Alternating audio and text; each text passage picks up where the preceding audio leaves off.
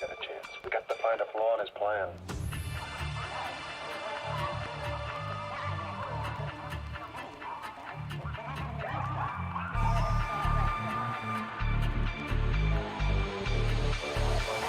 Oh, not a chance, fella. Not a chance.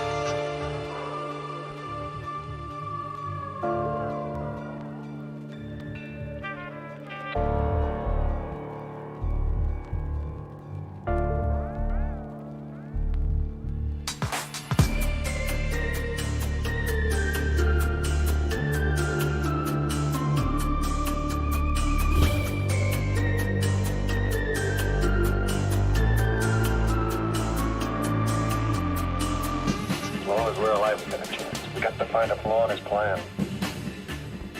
Oh, not a chance, fella. Not a chance.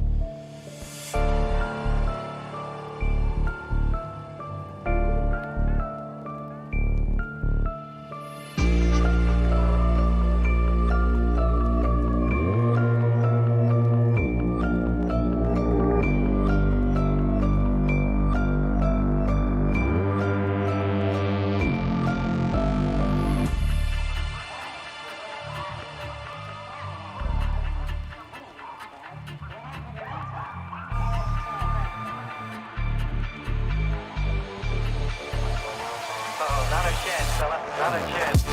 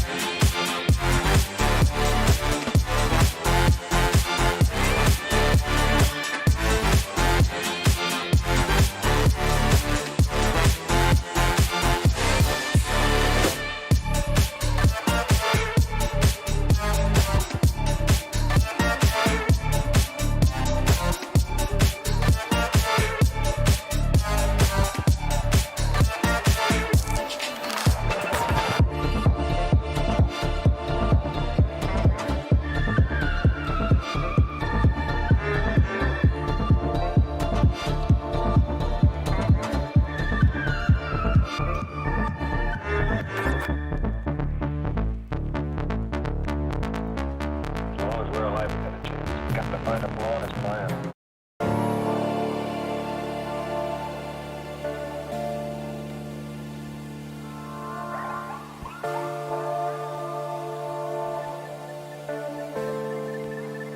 Oh, not a chance, fella. Not a chance.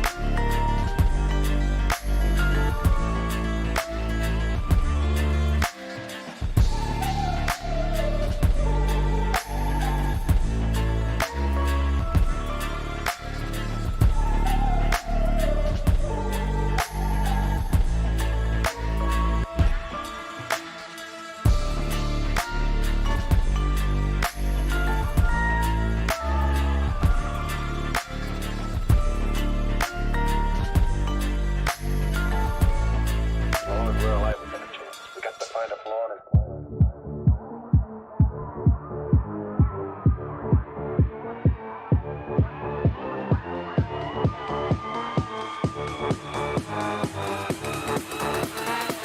not a chance, fella. Not a chance.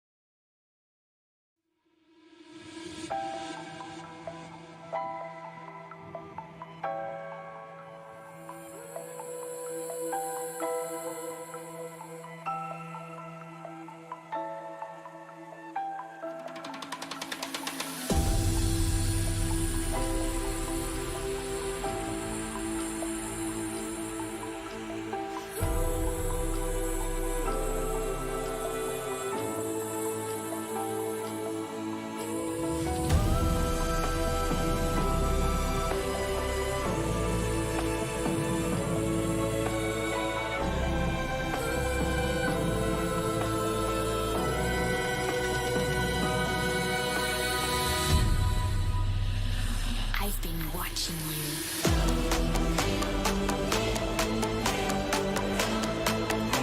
Just come to me.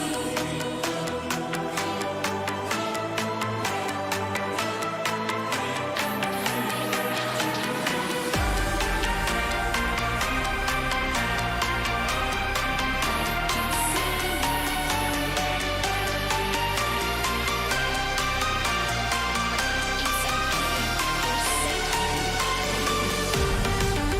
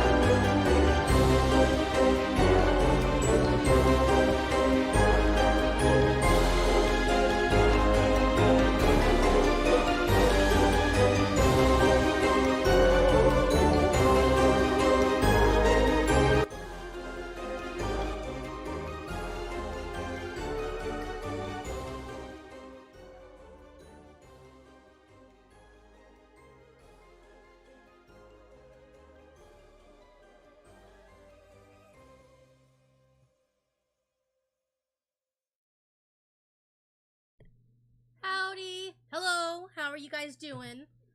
I'm going to YouTube for this one. For no an ad! Ah! Silence. No ads while I'm here. By the way, I apologize. I'm gonna be mainly using YouTube because my Spotify isn't working currently, so please bear with me.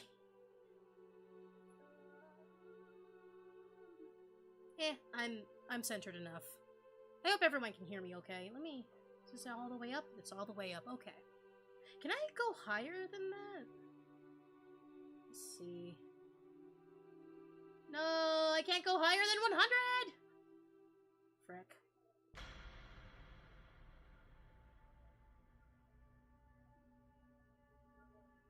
That's alright. Anyway, hi! Today we're gonna be doing, reading quote-unquote bad creepypastas. Again. I've explained this on Twitch. I really haven't been on YouTube very long. Just because I say bad, quote-unquote, doesn't mean they're actually, like, bad writers, the people who've made these. Just that they're novices, and when you are a novice at writing something, it's gonna be kinda not that good. Anyway, so that's what we're gonna be doing today.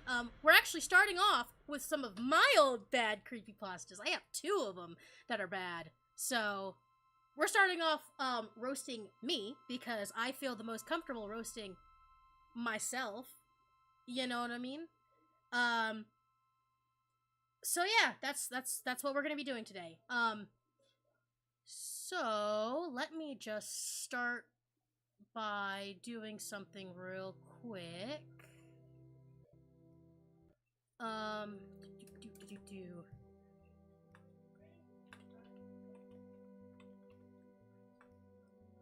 Shit, my caps lock's on.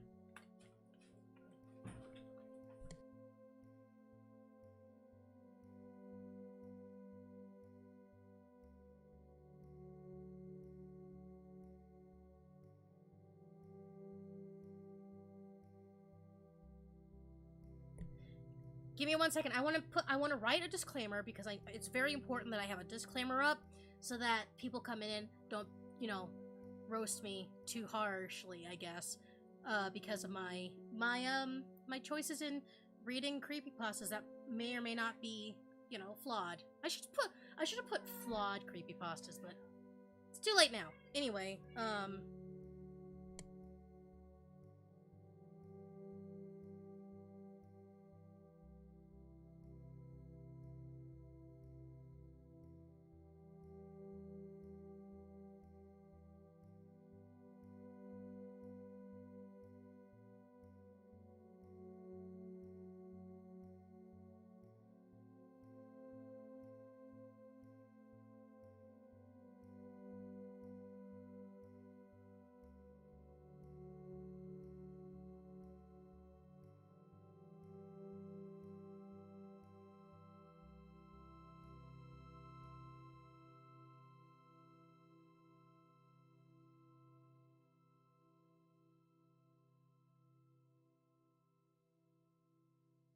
okay, copy. I need to go ahead and paste that. So I'm gonna do... I have 2 ways I can do this. I can do this in a black void, which I don't think would be entertaining. Or I can do this... Let me just bring all these here and bring this here. There we go. I think what I'll do is I'll just pop the thing up, so give me 1 moment to... Gaming, chat box, alerts. Do I not have... I do not. Okay, give me 1 second. I gotta fix this. I should have done this earlier, but I had 0 freaking time, so...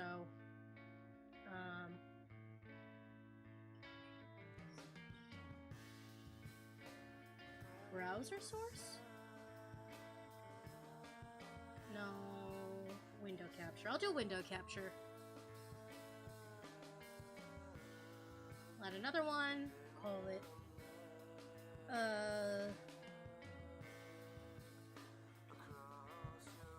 I don't know. Just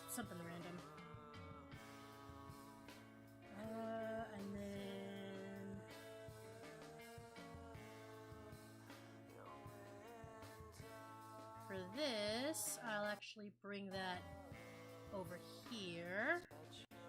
Actually, I'll bring everything except for YouTube over here. There we go. That's good.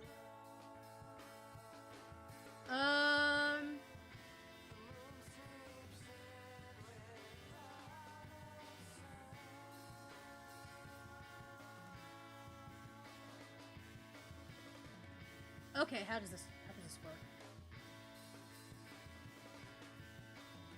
Oh, here we go. There we go. Done. Perfect. And then of course I'm gonna have to zoom in because if I don't, you're not gonna be able to see anything. Here we go. So yeah, you'll be able to read it.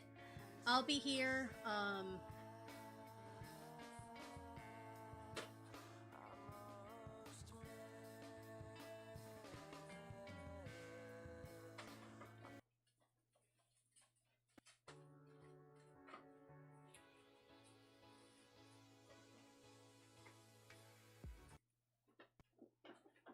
Alright, let's see. Bring that down. I'll bring it below my gaming, actually. There we go. Perfect! Okay, there. Oh, hi. It's me again. I missed you. Alright, and then I'll go up to my PNG tuber. Move that down a little bit. And...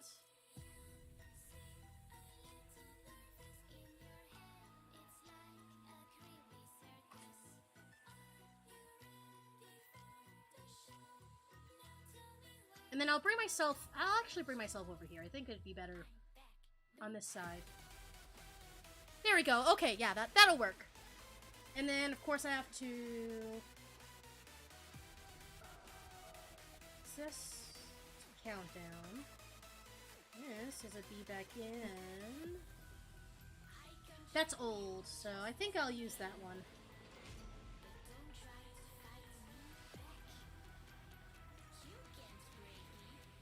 Alrighty, so...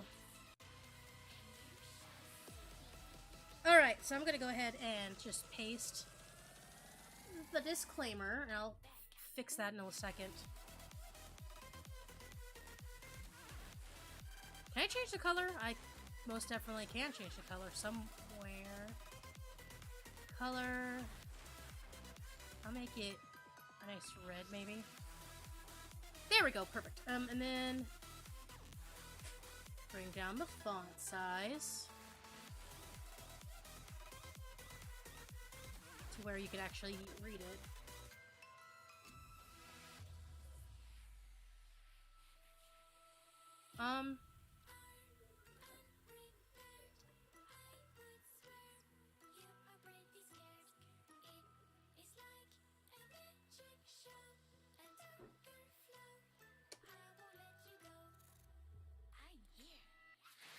And then we will... Okay.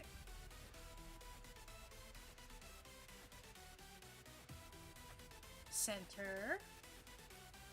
Okay, good. And then I'll bring that...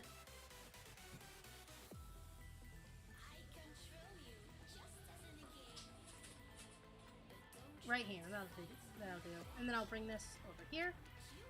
And then I will also do a background color. That way it actually has a background to it, I think. There we go. And then black is good. Black is good. I think that looks good.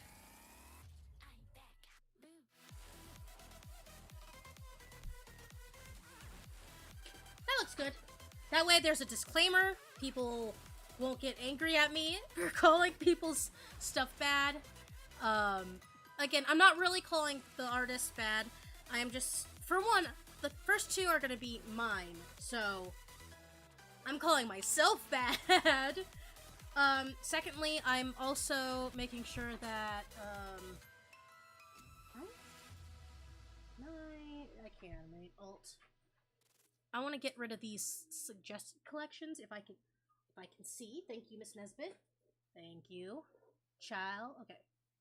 This is gonna be Was it Alt? It was not Alt. It was Control. Nope, it wasn't Control either. It was Shift? No.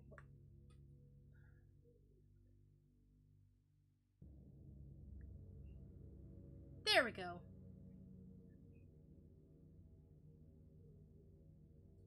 I want to make sure that I'm seeing... Oh, wait. I can just full screen that shit.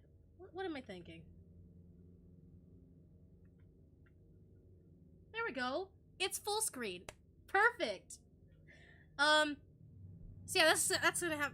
This is how it's gonna work. Again, disclaimer. Not calling these writers bad at all. They probably have worked on their writing. It's probably better than my writing. Because I have zero, like... I have worked on my writing zero while I was, So... It's not that I am calling people are writing bad. Except for mine! I'm calling my writing bad, because my writing was atrocious. Anyway, with that down, please don't be angry at me, creepypasta community. We'll start reading these, and I'll try to read... I'll try to read them, like, super seriously. You know, I will give them good, you know, whatevers. So, alright, so this one's mine. This one came out of my noggin, back in, I don't know, like, 2016? When did this come out? When did this come out? 2014! So I was 16 when I wrote this. I was a super huge ass baby on the internet. I was only on the internet for, maybe 2 years. No, not even. Maybe just 1 year of me actually, like, full-time being on the internet. So I was an internet baby. And trust me, it's bad. Anyway, so let's just continue. Okay. Serious face. So this one's Smokey. It is by, again, me. I never really believed that ghosts could exist. To me, it was impossible to believe that there could be dead people walking among us, not able to get to the other side. That is before all of the haunting. I haven't told anyone about it because I didn't think that it was important, but now I fear for my life. Super scary. Super spooky. Okay. It first started my freshman year of college. I was a criminal justice major at Oklahoma State University.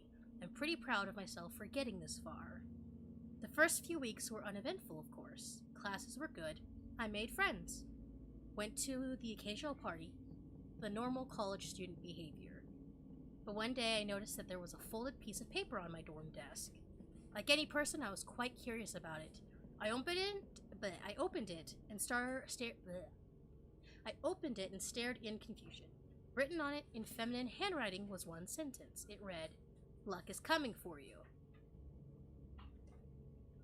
Immediately my mind went to the most plausible explanation. My roommate must have written it as a prank.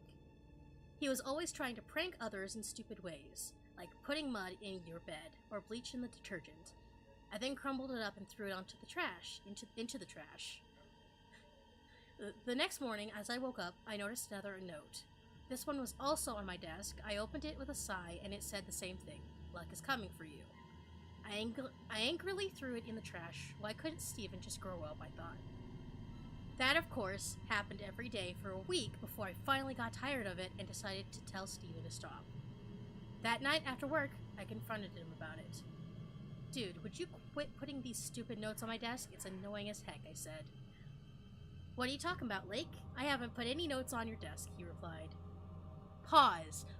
Why did I decide, hey, I'm gonna name my character Lake? That's a good name, is Lake. Not Blake, or, I don't know, any other name, Lake. Anyway, I rolled my eyes and gave up. I noted that if I persisted, then it would take all night to get him to confess to one of his pranks. I'll just have to catch him in the act, I thought. There were a couple days where I closely watched Steven, but I soon came to realize that it wasn't him. He would be gone all day from the dorm, and the notes just kept appearing on my desk. Soon I noticed that the words were being written, not just on paper anymore. I could go out for an hour, and then when I got back, the mirror would be fogged over, as if someone had taken a shower. Written on it would be the same words over and over again. Luck is coming for you. Luck is coming for you. I finally snapped, and actually put up a camera to catch whoever was intruding.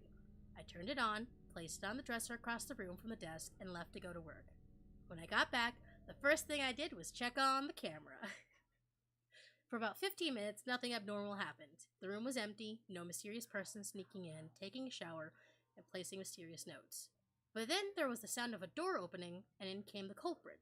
Since the dresser the camera was placed on was right next to the door, I didn't see his face. No, her face. She was wearing a royal blue jacket with royal blue jeans and what appeared to be pure black Converse. How this guy is seeing her Converse when the camera's on the dresser? No idea. Dorm rooms are tiny, you know, but oh well. Anyway, go back. Her hair was curly and fell down to the edge of her rib cage. She was about 5 feet and walked with a sort of defiant grace. How he knows exactly how tall she is, too? No idea. I still couldn't see her face as she walked to the desk and placed a piece of paper on it. She then slowly turned and I could see the front of her. She had a gauze wrapped around her neck and torso, as if she had been in a type of accident, even though she seemed not to be hurt. That wasn't the first thing to catch my eye, though. What caught my attention the most was the mask. The mask seemed to be made out of porcelain. It was pure white, except for the feminine black eyebrows. The eyes were covered in some black material that made it impossible to see her eyes, and the same went for the mouth, which was a wide open smile. This puzzled me. Why would somebody wear a mask just to put a note on somebody's desk? She then walked up to the camera, and when the gauzed hand picked it up, she placed it on the desk where you could view the door, and started to walk out. Before she left, she turned once more to the camera. "You're very clever, trying to record us. Be warned, luck is coming for you," she said in a childlike voice, and with that she walked out. Of course, I was appalled, afraid, and even astonished. There was this odd girl, who you could tell was not a child, but sounded like one, who wore an odd mask just to put a note on my desk every day. What did she mean by us? Is there more people behind this crude trick? I'm not sure, but I know one thing. For some reason, she scares me to death. I'm still getting the notes, but now a whole desk piled with them. I'm starting to see her everywhere, outside the window of my classrooms, in the halls, everywhere. There was even a time where I was late to class. The halls were empty, so I was the only one around. I turned a corner, and there she was, the girl, right in front of me. I skidded to a halt, falling in the process. I looked up to see her above me, seeming to glare down at me. God's cringe. God, okay. I apologize. This is the only time I'm going to say it's all cringe, primarily because, again, this is mine, so... "Luck is coming for you," she said, and with a tilt of her head, she took a camera out and snapped a photo, blinding me with the flash. When I finally blinked enough to actually see anything, she was gone. She just disappeared. If this girl isn't a ghost, I don't know what she is. She's not human, I can tell you that. Then it hit me. Luck! How could I not have seen it? Luck, she was talking about him, the part of my life that I've tried so hard to forget. Hello. Do you want to play a game? I'm gonna skip that. And that's the Skippy.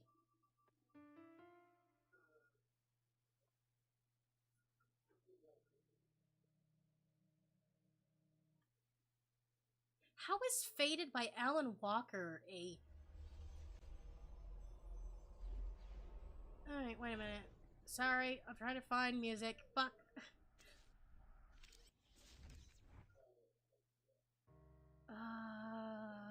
This one, I guess. I don't know.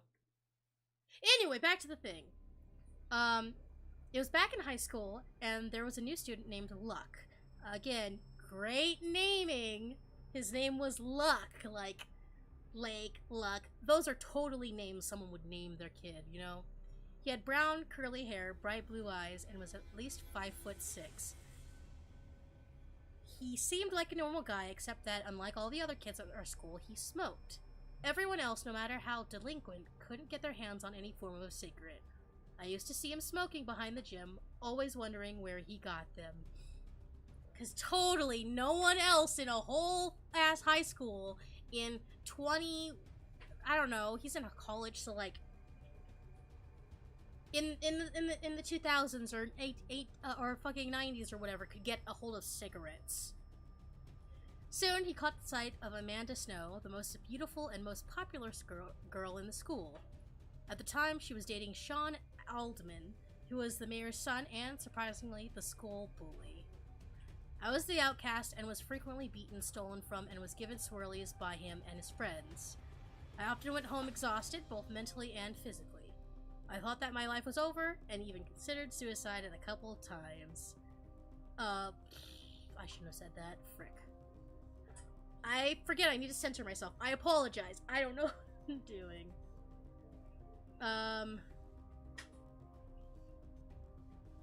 Anyway, and when Amanda dumped him and got with luck, I knew that the bullying would start to happen to him too. We all knew that the reason Amanda liked him so much was because he smoked. It was evident by how much she was seen smoking with him at lunch and in between classes. Then the incident happened. I was walking home at the time and happened to stumble upon a horrible sight. There, in an alley close to my house, stood Sean and his buddies surrounding him. He had a tall, lean build that had some muscle. His hair was curly and brown, his eyes a deep blue.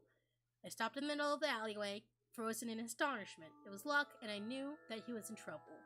They started to converge on him, kicking him to the ground. Luck got up and started fighting back, but he was no match for 5 guys at once.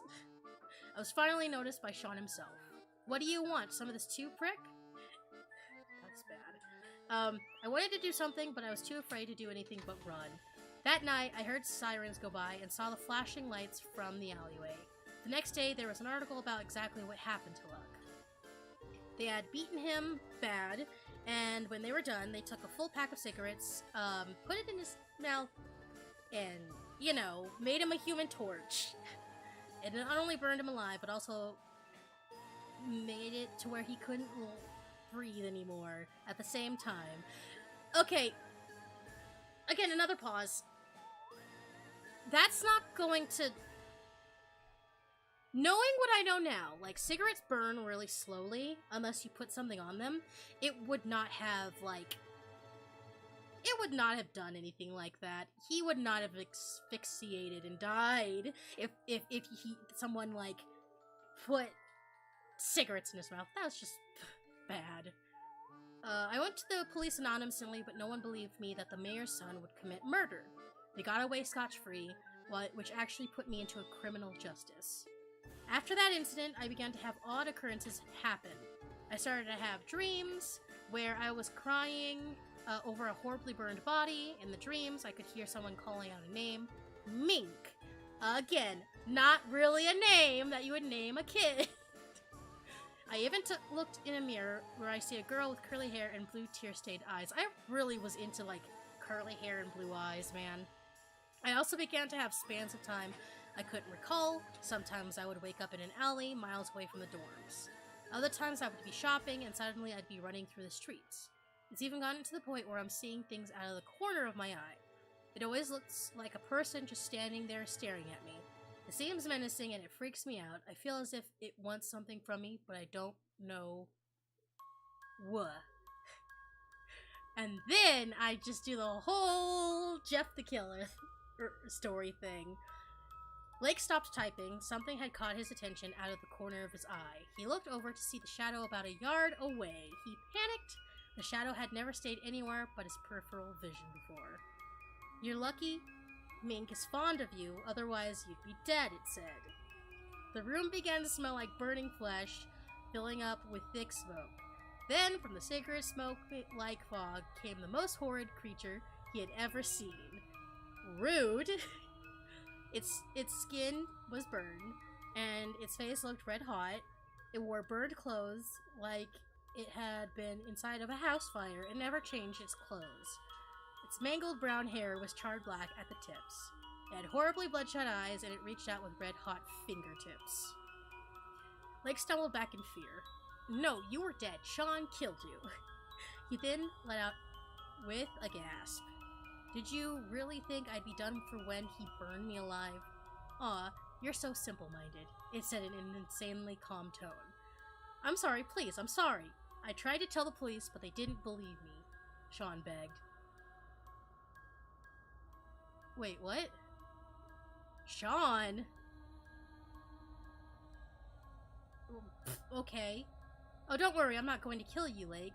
I have something better in mind. Luck was now only a few feet away, grinning with sharp teeth. Lake flinched when he put his hand out. He braced himself for pain that never came. He opened his eyes to see that Luck was gone, and in his place in one of the corners of the room stood the girl he now knew as Mink. I told you he was coming, didn't I? She mused. And now, it's a skip cut to a different story. Ha ha, just like Jeff the Killer. God. Ugh.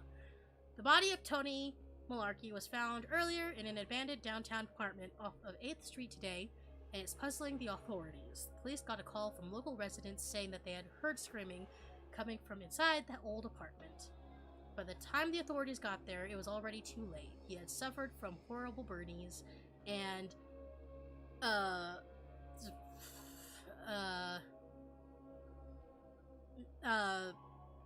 no longer breathing by a burning pack of cigarettes placed in his mouth.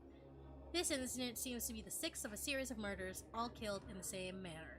Again, I mean, that's right. I mean, if you can burn somebody with, like, hot fire, and you can, you know, cause them to not be able to breathe if you shove a whole pack of cigarettes down their throat.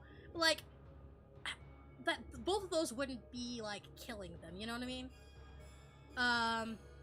Some witnesses say that before the screaming began, they spotted 2 people in masks. One, a seemingly young teenage girl with brown curly hair and a white mask with black eyebrows, eyes, a wide-open grinning mouth, blah blah blah. She was reported wearing a royal blue hoodie with matching pants. The other was a young man about 21 years of age, again, never mind, with blonde hair, black mask with white eyebrows, eyes, and a white opened, frowning mouth. He was reported to be wearing an orange hoodie with matching skinny jeans. Please, if you see these 2 suspects, please call the authorities immediately and get to a safe place. And then, of course, Sean sat rocking back and forth on the living room floor in his small apartment. He knew he was probably next. There was no one else for that thing to kill. He had seen it, the thing that was killing his friends. He was with Tony earlier that day before it came. He was then startled by the door being smashed in. Crap, they're here. He tried to run, but was tackled by the man with the black mask. He was pulled up, then slammed into the wall. "No, so tough now, are you, Sean?" he sneered. Sean recognized the voice immediately. Lakely? His name's Lakely. "What the heck?" he said angrily. He shoved him off, then began to punch him in the stomach. He was tackled to the ground by the girl, and he felt her sit on his chest. "You're going to pay for what you've done, you bastard," she said as she drew out a pocket knife from her hoodie. She was about to stab him when she was flung back by charred hands. She fought to get free of Luck's strong grip, but he flung her to her butt. "What do you think you're doing?" he asked. "What does it look like? I'm ending this. Me," she yelled. "I told you, I'm the one calling the shots here," he yelled back. "You listen to me. I'm not your pushover, so don't think that you're my boss." Sean got up, bolting for the smashed-in door. He had to get out. He was tackled again, this time hitting his head on the cold tile floor. "Mink, Lake," he called. "Yes, Smokey," they replied. Lake. "On to the next." "But he's not dead!" The 2 started to walk out, Lake dragging Mink as she tried to squirm away from him. Before everything went completely black, Sean heard a chuckle. "Good night, Sean. Sweet dreams." That is totally just... ugh! Okay, let's talk about it because I feel like talking about it. This was totally 100% just a mix of freaking... how do I say this? Excuse me? I don't want screaming right now. How dare you? I'm gonna just go ahead and critique my own work here. No! I don't care. It's like, oh yes, I'm gonna not give you ads, and then I'm gonna also give you ads.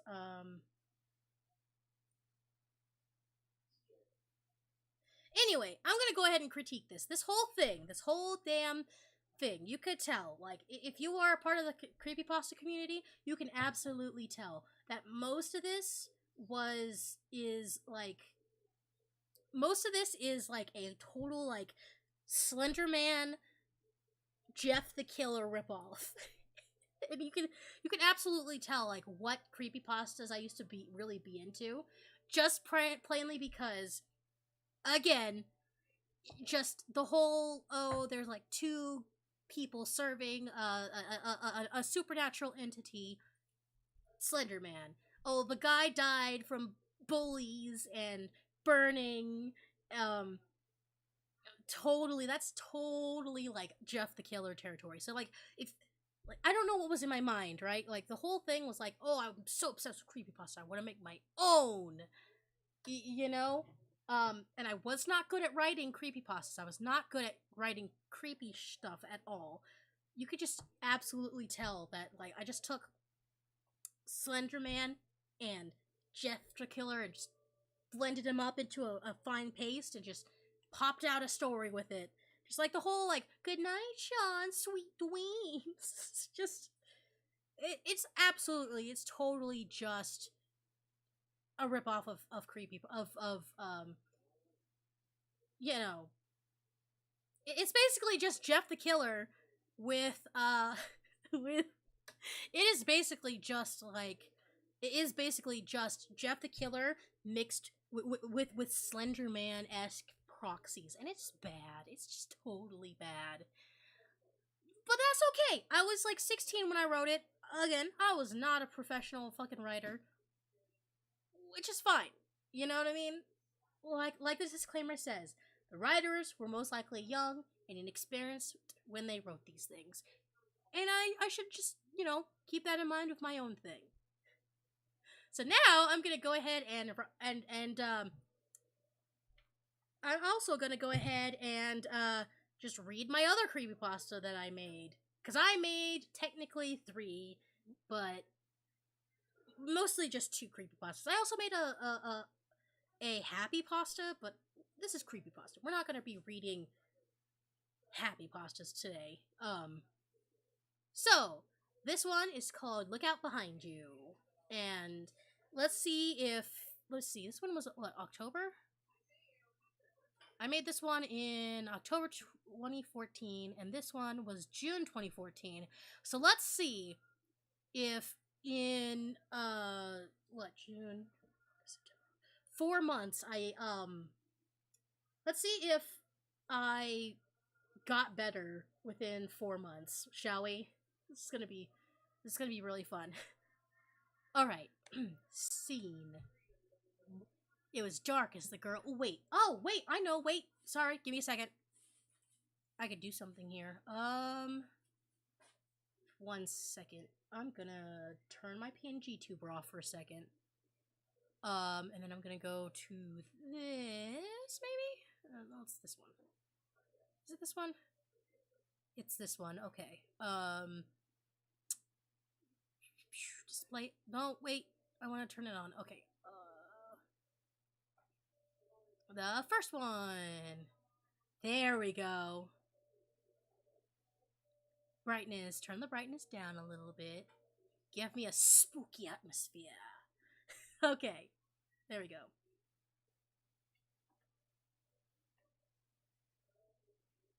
How long have I been streaming? Can I see how long I've been streaming on YouTube? Is it possible to see that information? I have been going since 9/16. It's 10:08.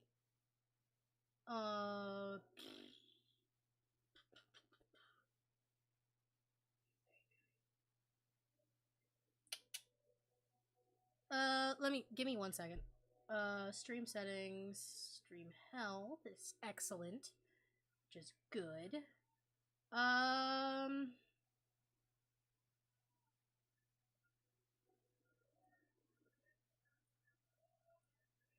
Oh, I've been going for 51 minutes. Okay. That's fine.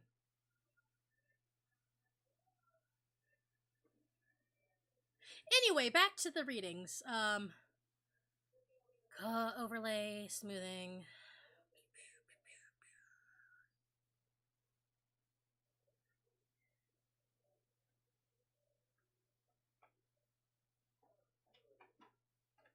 No! Ah! I just slept. No. God. Excuse me. I messed up. I messed up. I don't know. I messed up. Open it. Please. Please open VTube Studio. I messed up bad.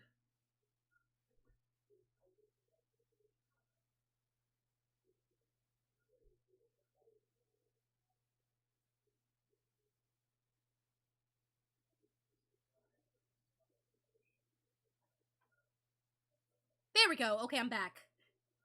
I am back. And with a little friend hovering around me. Please go away. Thank you.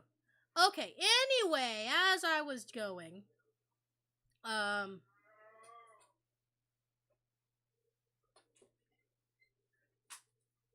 good enough. Okay.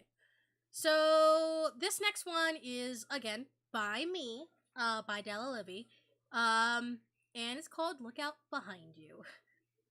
It was dark as, oh wait, can I just, no I can't.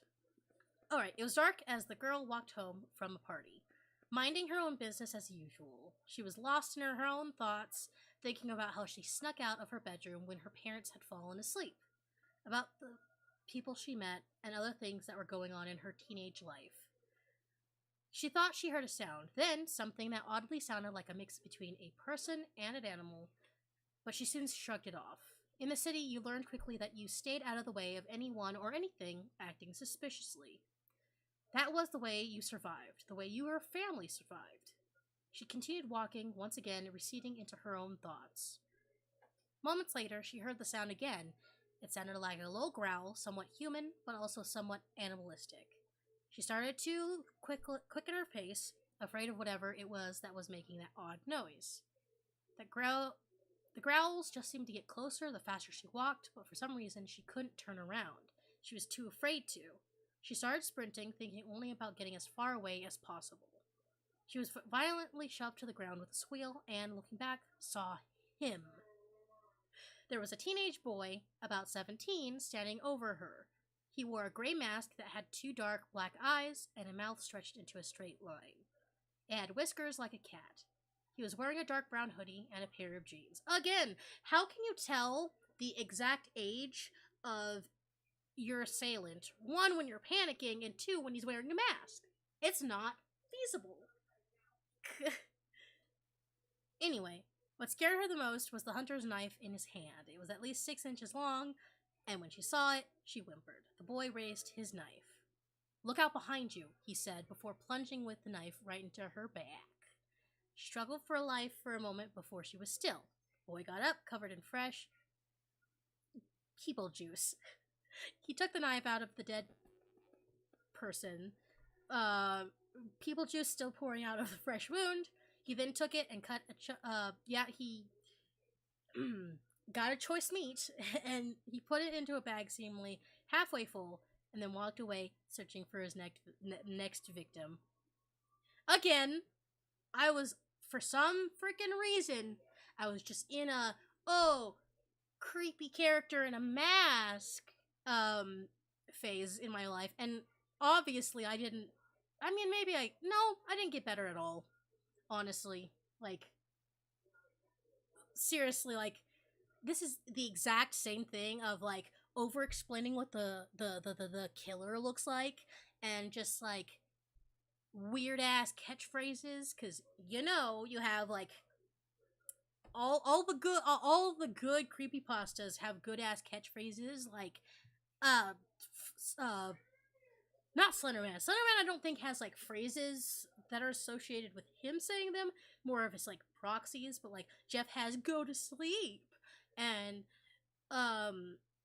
Ben Drowned has, you met with a terrible fate, haven't you? That kind of thing. So I was like, well, of course, my creepypastas need the exact same thing. I need a creepy catchphrase that they have to say, or it's not going to be a good one. So, yeah, those are my creepypastas, and I'm going to go on a separate rant, because I'm going to go to the gallery, and I'm going to show you, like, some of my old photos of him. it's bad. It's bad. Like, I'm gonna show you some of the old photos of my creepy characters, and you tell me if they're actually freaking creepy. Because I am gonna be making these. So this is Flesk Eater. This one's the one that was the lookout behind you was his creepypasta story. As you can see, he's just some kid in a torn hoodie with a mask. Scary. Am I right? Let's see. This right here is a really bad thing of Smokey. And as you can see, again, he's just oh, come on. Come on. Why are you being slow? He's just a guy in a hoodie with burns and creepy AF eyes, I guess. Like, it's bad. Like, they are really... I love my teenage self, but they are not that good. But look at that hand, though. That hand was actually pretty good. And again, let me scroll down to my stuff. So this is like lake, right? And as you can see, other than the bleeding colors, like again, he's a creepy character with bandages in a hoodie. That's a weird color, by the way. Like, basically all I wanted was like someone who was like the exact opposite. So like the guy was gonna be all like creepy, and then he'd have like two characters that were like tragedy and comedy, like exact opposites. So basically I was like, oh, Mink's blue, he's gonna be orange. Like, it's bad. It's bad. Like, again though, he's like a guy in a hoodie with a mask. Like, so that's so like. And here's Mink again, creepy girl in a hoodie wearing a mask. Like, that was my whole thing. Like, you could see like most of them were like either, oh, it's a song based off a Vocaloid song, or it's a Slender person, or oh, it's a character design that I wanted, or it's a creepy kid, or you know, me but alternate self with creepiness. Like, most of them are just real cringe. I am going to redesign a good couple of these guys because they're bad. They're not that good. So yeah, that is my bad creepypastas. My terrible creepypastas. Now that I've, kind of done that, we're gonna actually go into this category on Troll Pasta Wiki called Bad Creepypasta. Again, just so you know, I am of the firm belief that most of these people were probably really young. I'm pretty sure a lot of kids, because like I literally have like an old creepypasta theme song series from back when I was really into it that still got views until I like unlisted them. They still got views to this till recent times. So the creepypasta fandom is not at all dead. I'm pretty sure that there are still young kids writing, quote unquote terrible creepypastas. I just want to let you guys know, if anyone's gonna watch this in the future or anything, you write those creepypastas. It doesn't matter if they're, if everyone else thinks they're terrible, because you're just showing your creativity. You know what I mean? It's just like, I don't know, fandom. I don't know any fandoms nowadays, but like a lot of people took like My Little Pony and they made their own stories out of it, and it might not have been objectively quote quote good, but it was still an act of love. You love this community, and even if everybody hates your writing, and you might grow up and hate your writing too, still do it. What? Excuse me, leave the moth alone. 1 second. What are you doing? Don't kill the moth, you turd. So rude. My cat's up there and, apparently attacking a moth. Anyway, with that, again, disclaimer down, we're gonna look at this category of bad creepypastas. Again, I'm not gonna go into detail about, like, what I just did with mine, because I don't want... I don't want people to think that I am trying to bully these writers. You know what I mean? So, yeah. Anyway, let me just see Annie the Killer, Annoying Orange Lost episode, Anonymous, Another Drop Left in the Jar. Is the Jeff the Killer, is the old Jeff the Killer story here? Let me see, let me go up.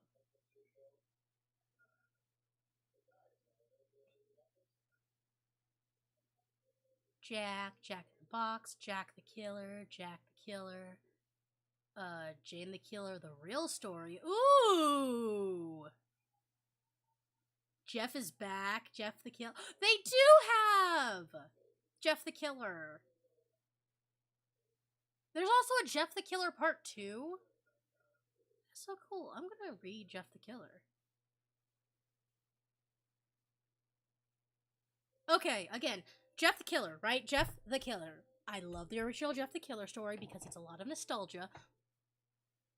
It is kind of noobish, but I'm gonna read it because I love it and I want to read it. Who made Jeff the Killer?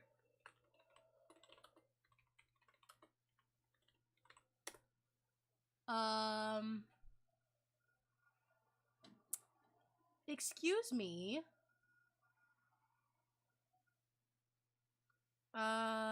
Full name, relatives, occupation, power, status, species, gender, hobby, goals, type of pasta.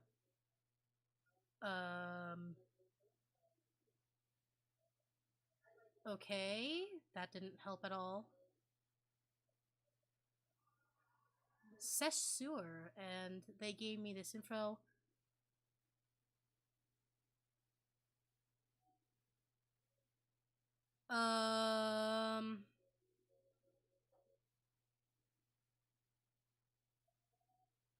Okay.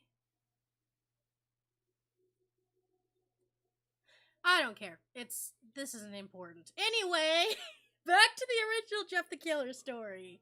Because, oh boy, this one, like I said, very, very... This, like, you let me read this one and you will see how, like, I took some of this, the information from Jeff the Killer and just, like, copy-pasted it to my thing. You'll see, okay? Again, Jeff the Killer, again, a lot of people don't like the original story because it's a little noobish, to be sure, but everybody loves it, and I like it, so it's okay.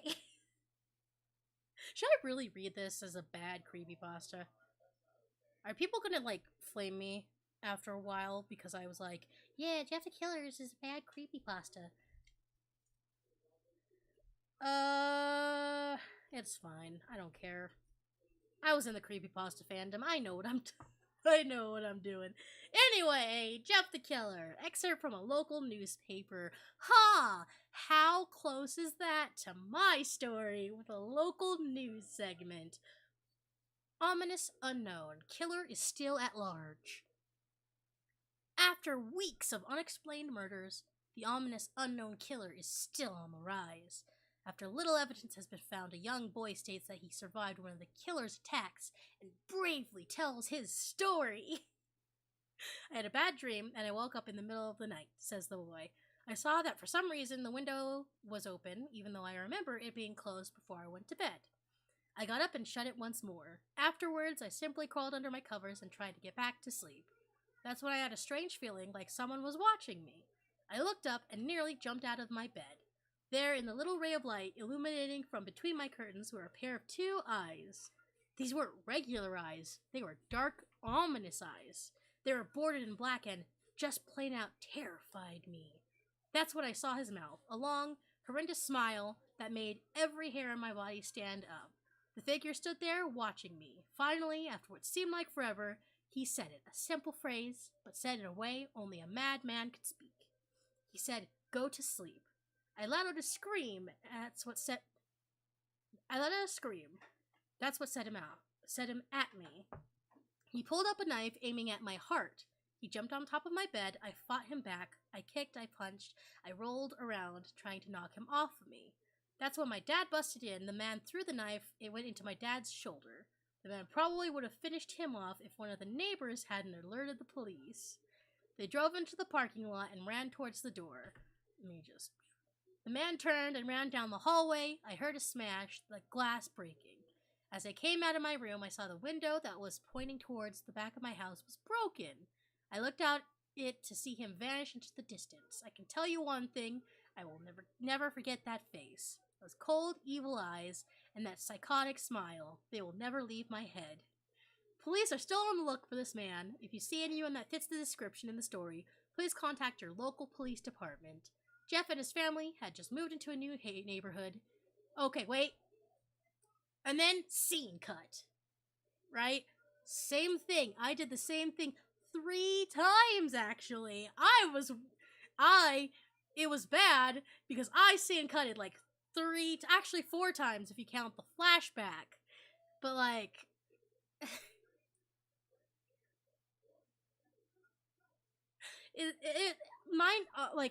my writing was worse than this person's, just so you know. Like, my writing's bad. It's worse. It's worse in my eyes than any other one you could probably see. Anyway. There we go. Jeff and his family had just moved into a new neighborhood. His dad had gotten a promotion at work, and they thought it would be best to live in one of those fancy neighborhoods. Jeff and his brother, Lou, couldn't complain, though. A new, better house. What was not to love? As they were getting unpacked, one of their neighbors came by. "Hello," she said. "I'm Barbara. I live across the street from you. Well, I just wanted to introduce myself and introduce my son." She turns around and calls her son over. "Billy, these are our new neighbors." Billy said hi and ran back to play in his yard. "Well," said Jeff's mom, "I'm Margaret, and this is my husband Peter, and my 2 sons, Jeff and Lou." They each introduced themselves, and then Barbara invited them to her son's birthday. Jeff and his brother were about to object when their mother said that they would love to. When Jeff and his family are done packing, Jeff went up to his mom. "Mom, why did you invite us to some kid's party? If you hadn't noticed, I'm not some dumb kid." "Jeff," said his mother, "we just moved here. We should show that we want to spend time with our neighbors. Now, we're going up to the party, and that's final." Jeff started to talk, but stopped himself, knowing that he couldn't do anything. Whenever his mom said something, it was final. He walked up to his room and plopped down on his bed. He sat there looking at his ceiling when suddenly he got a weird feeling. Not so much a pain, but a weird feeling. He dismissed it as just some random feeling. He heard his mother call him down to get his stuff, and he walked down to get it. The next day, Jeff walked downstairs to get breakfast and got ready for school. As he sat there eating his breakfast, he once again got that feeling. This time it was stronger. It gave him a slight tugging pain, but he once again dismissed it. As he and Lou finished breakfast, they walked down to the bus stop. They sat there waiting for the bus, and then, all of a sudden, some kid on a skateboard jumped over them, only inches above their laps. They both jumped back in surprise. "Hey, what the hell?" Oh, they were sitting. Okay. For some reason, my brain was thinking, oh, they were like standing, and some kid like leaped like 5 to 6. I don't know how. Jeff was like, I don't know, 13 in this. Lou is either older and or younger than him. I'm not quite sure what the consensus is nowadays. I always thought Lou was older than him, but apparently not. So, anyway, where was I? Kid landed and turned back. Oh, here we go. Whoop. The kid landed and turned back to them. He kicked his skateboard up and caught it with his hands. The kid seemed to be about 12, 1 year younger than Jeff. So yeah, Jeff is 13. He wears an Aeropostale shirt and ripped blue jeans. Well, looks like we got some new meat. Suddenly, 2 other kids appeared. One was super skinny and the other was huge. "Well, since you're new here, I'd like to introduce ourselves. Over there's Keith." Jeff and Lou looked over to the skinny kid. He had a dopey face that you would expect a sidekick to have. And he's Troy. They looked over at the fat kid. Talk about a tub of lard. This kid looked like he hadn't exercised since he was crawling. God. And I, said the first kid, am Randy. Now for all the kids in the neighborhood, there's a small price for bus fare, if you catch my drift. Lou stood up, ready to punch the lights out of the kid's eyes when one of his friends pulled a knife on him. Tisk, tisk, tisk. I had hoped you would be more cooperative, but it seemed we must do this the hard way. The kid walked up to Lou and took his wallet out of his pocket. Jeff got that feeling again. Now it was truly strong, a burning sensation. He stood up, but Lou gestured him to sit down. Jeff ignored him and walked up to the kid. Listen here, you little punk. Give back my bro's wallet, or else. Randy put the wallet in his pocket and pulled out his known knife. Oh, and what will you do? Just as he finished the sentence, Jeff popped the kid in the nose. As Randy reached for his face, Jeff grabbed the kid's wrist and broke it. Randy screamed and Jeff grabbed the knife from his hand. Troy and Keith rushed Jeff, but Jeff was too quick. He threw Randy to the ground. Keith lashed out at him, but Jeff ducked and stabbed him in the arm. I love this, goddammit. This is, like, really nostalgic for me. Keith dropped his knife and fell to the ground screaming. Troy rushed him too, but Jeff didn't even need the knife. He just punched Troy straight in the stomach and Troy went down. As he fell, he puked all over. Lou could do nothing but look in amazement at Jeff. Jeff, how'd you... That was all he said. They saw the bus coming and knew they'd be blamed for the whole thing. So they started running as fast as they could. As they ran, they looked back and saw the bus driver rushing over to Randy and the others. As Jeff and Lou made it to school, they didn't dare tell what happened. All they did was sit and listen. Lou just thought of that as his brother beating up a few kids, but Jeff knew it was more. It was something scary. As he got that feeling, he felt how powerful it was, the urge to just hurt someone. He didn't like how it sounded, but he couldn't help feeling happy. He felt that strange feeling go away and stay away the entire day of school. Even as he walked home, due to the whole thing near the bus stop and how now he probably wouldn't be taking the bus anymore, he felt happy. When he got home, his parents asked him how his day was, and he said When he got home, his parents asked him how his day was, and he said in a somewhat ominous voice, "It was a wonderful day." Next morning, he heard a knock at his front door. He walked down to find 2 police officers at the door, his mother looking back at him with an angry look. Jeff, these officers tell me that you attacked 3 kids, that it wasn't regular fighting, and that they were stabbed. Stabbed, son! Jeff's gaze fell to the floor, showing his mother that it was true. Mom, they were the ones who pulled the knives on me and Lou. Son, said one of the cops, we found 3 kids, 2 stabbed, 1 having a bruise on his stomach, and we have a witness proving that you fled the scene. Now, what does that tell you? What does that tell us? Jeff knew it was no use. He could say him and Lou had been attacked, but then there was no proof if it was not them who attacked first. They couldn't say that they weren't fleeing because, truth be told, they were. So Jeff couldn't defend himself or Lou. Son, call down your brother. Jeff couldn't do it, since it was him who beat up all the kids. Sir, it was me. I was the one who beat up the kids. Lou tried to hold me back, but he couldn't stop me. The cop looked at his partner and they both nod. Well, kid, it looks like a year in juvie. I said I wouldn't do this, but I am going to just point something out. The police wouldn't be saying that that's going to be a year. I mean, even if they did say that it was going to be a year in juvie, this kid is like, this is the first time the kid has ever done anything. I really doubt that they would give a kid a year in juvie just for stabbing some kids and, like, breaking a couple bones. Like, I know it's kind of, like, a serious situation, but, like, that wouldn't happen. Like, but again, I can't say anything because I have no idea how dorms work. Apparently they were big enough to where you could have a camera on the dresser and see a person's entire body, so I'm not gonna fault this person. Again, I'm pretty sure the writer for Jeff the Killer was like 13 when they made it, and actually for what it is, like, this is better writing than I had. You know, I was a worse writer than this person. You know, Anyway, so looks like a year in juvie. Wait, says Lou. They all looked up to see him holding a knife. The officers pulled their guns and locked them on Lou.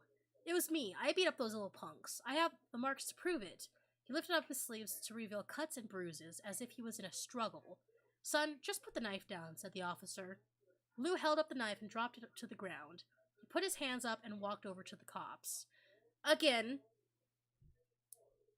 just saying, if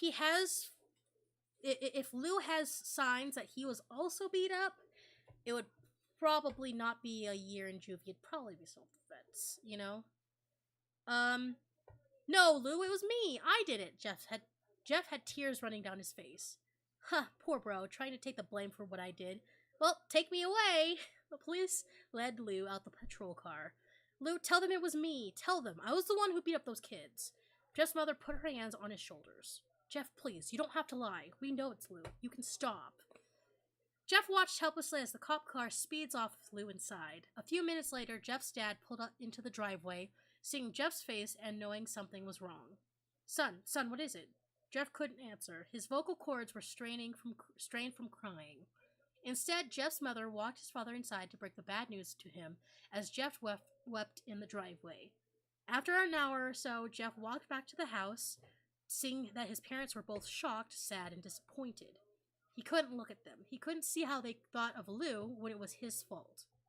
He just went to sleep, trying to get the whole thing out of his mind. 2 days went by with no word from Lou at JDC. No friends to hang out with, nothing but sadness and guilt. That is until Saturday when Jeff woke up by his mother with a happy, sunshiny face. Jeff, it's the day, she said as she opened up the curtains and let light flood into the room. What's today? Asked Jeff as he stirs awake. Why, it's Billy's party, he said, now fully awake. Mom, you're joking, right? You don't expect me to go to some kid's party after... There was a long pause. Jeff, we both know what happened. I think this party could be the thing that brightens up the past days. Now get dressed. Jeff's mother walked out of the room and downstairs to get ready herself. He fought himself to get up. He picked out a random shirt and pair of jeans and walked downstairs. He saw his mother and father all dressed up, his mother in a dress and his father in a suit. He thought why they would ever wear such fancy clothes to a kid's party. My same thought, man. Son, is that all you're going to wear? Said Jeff's mom. Better than wearing too much, he said. His mother pushed down the feeling to yell at him and hid it with a smile. Now, Jeff, we may be overdressed, but this is how you go if you want to make an impression, said his father. Jeff grunted and went back to his room. I don't have any fancy clothes, he yelled down the stairs. Just pick out something, called his mother. He looked around in his closet for what he could call fancy. He found a pair of black dress pants he had for special occasions and an undershirt. He couldn't find a shirt to go with it, though. He looked around and found only striped and patterned shirts, none of which go dress pants. Finally, he found a white hoodie and put it on. You're wearing that? They both said. His mother looked at her watch. Oh, no time to change. Let's just go, she said as she herded Jeff and his father out the door. They crossed the street over to Barbara and Billy's house. They knocked on the door, and as it appeared that Barbara, just like his parents, were way overdressed. As they walked inside, all Jeff could see were adults, no kids.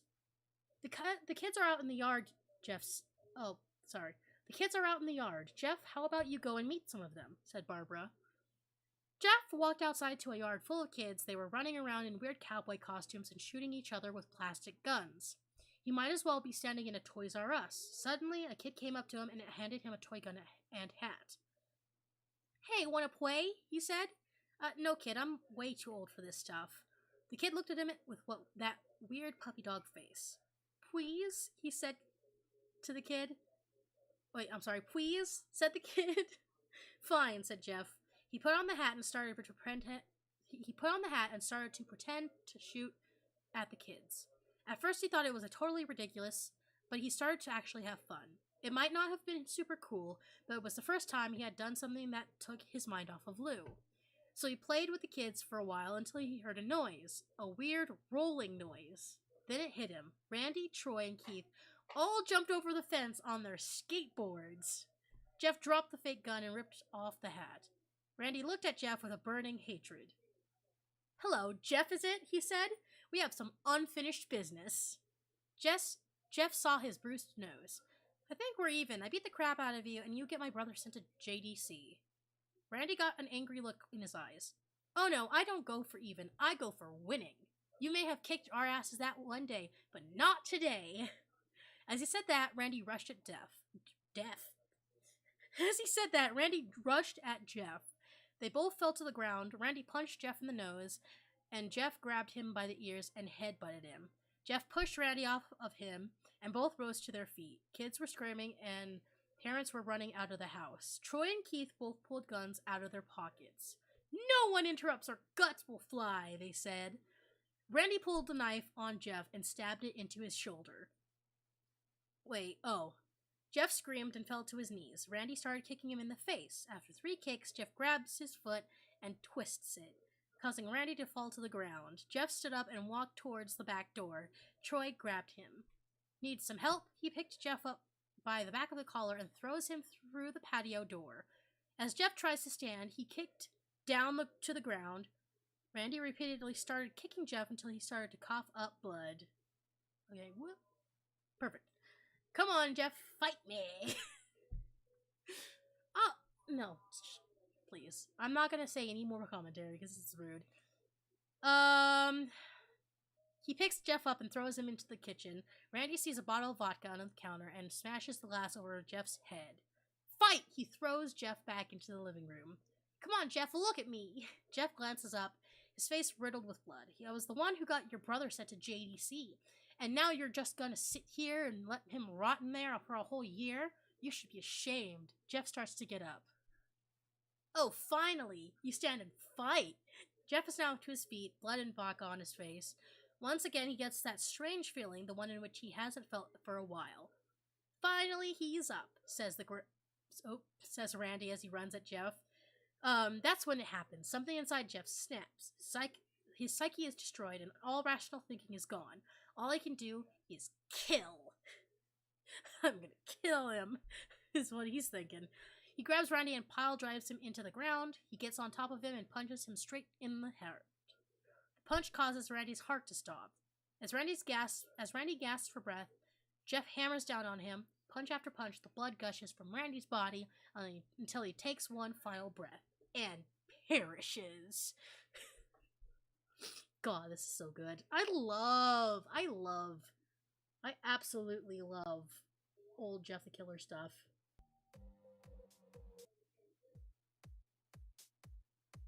I forgot to turn the music back on. Whoopsies. Alright, let me see. Until he perishes. Everyone is looking at Jeff now. Parents, the crying kids, even Troy and Keith. Although they easily break from their gaze and point their guns at Jeff. Jeff sees the guns trained on him and runs for the stairs. As he runs, Troy and Keith let out fire on him, each shot missing. Jeff runs up the stairs. He hears Troy and Keith follow up behind. As they let out their final rounds of bullets, Jeff ducks into the bathroom. He grabs the towel rack and rips it off the wall. Troy and Keith race in, knives ready. Troy swings his knife at Jeff, who backs away and bangs the towel rack into Troy's face. Troy goes down hard, and now all that's left is Keith. He is more agile than Troy, though, and ducks when Jeff swings the towel rack. He dropped the knife and grabbed Jeff by the neck. He pushed him into the wall. A thing of bleach fell down on top of him from the top shelf. It burnt both of them, and Jeff swings the towel rack. It burns both of them, and they both started to scream. Jeff wiped his eyes as best as he could. He pulled back the towel rack and swung it straight into Keith's head. As he lay there bleeding to death, he let out an ominous smile. Now you can download the podcast you love. No! Ad! YouTube Music app. Silence! Thank you. Okay. There am I. Sorry. "What's so funny?" asked Jeff. Keith pulled out a lighter and switched it on. "What's funny," he said, "is that you're covered in bleach and alcohol." Jeff's eyes widened as Keith threw the lighter at him. As soon as the flame made contact with him, the flames ignited the alcohol in the vodka. While the alcohol burned him, the bleach bleached his skin. Jeff let out a terrible screech as he caught on fire. He tried to roll out the fire, but it was no use. The alcohol had made him a walking inferno. He ran down the hall and fell down the stairs. Everybody started screaming as they saw Jeff, now a man on fire, dropped to the ground, nearly dead. The last thing Jeff saw was his mother and the other parents trying to extinguish the flame. That's when he passed out. Now, fun fact about I don't know about vodka, but like alcohols in general. Did you know that you could actually like put alcohol on your hand, and as long as like you don't like let the fire like go overburn the alcohol, you can actually like light your hand on fire without pain. I think, right? Can't you do that? I'll look that up later. It's fine. What is this? Wedding film? Why is there wedding song in the middle of this Halloween music playlist? My bad. It doesn't matter. I'm going on tangents. I apologize. My brain is just going, oh.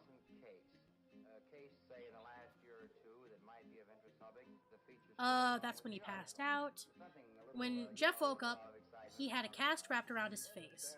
He couldn't see anything, but he felt a cast on his shoulder, and stitches all over his body. He tried to stand up, but he realized that there was some tube in his arm, and when he tried to get up, it fell out, and a nurse rushed in. "I don't think you can get out of bed just yet," she said, as she put him back in his bed and reinserted the tube. Jeff sat there with no vision, no idea of what his surroundings were. Finally, after hours, he heard his mother. "Honey, are you okay?" she asked. Of course he's not okay. He was just lit on fire. God. Okay. I apologize. I said I wouldn't do this. I said I wouldn't make fun of other people's work.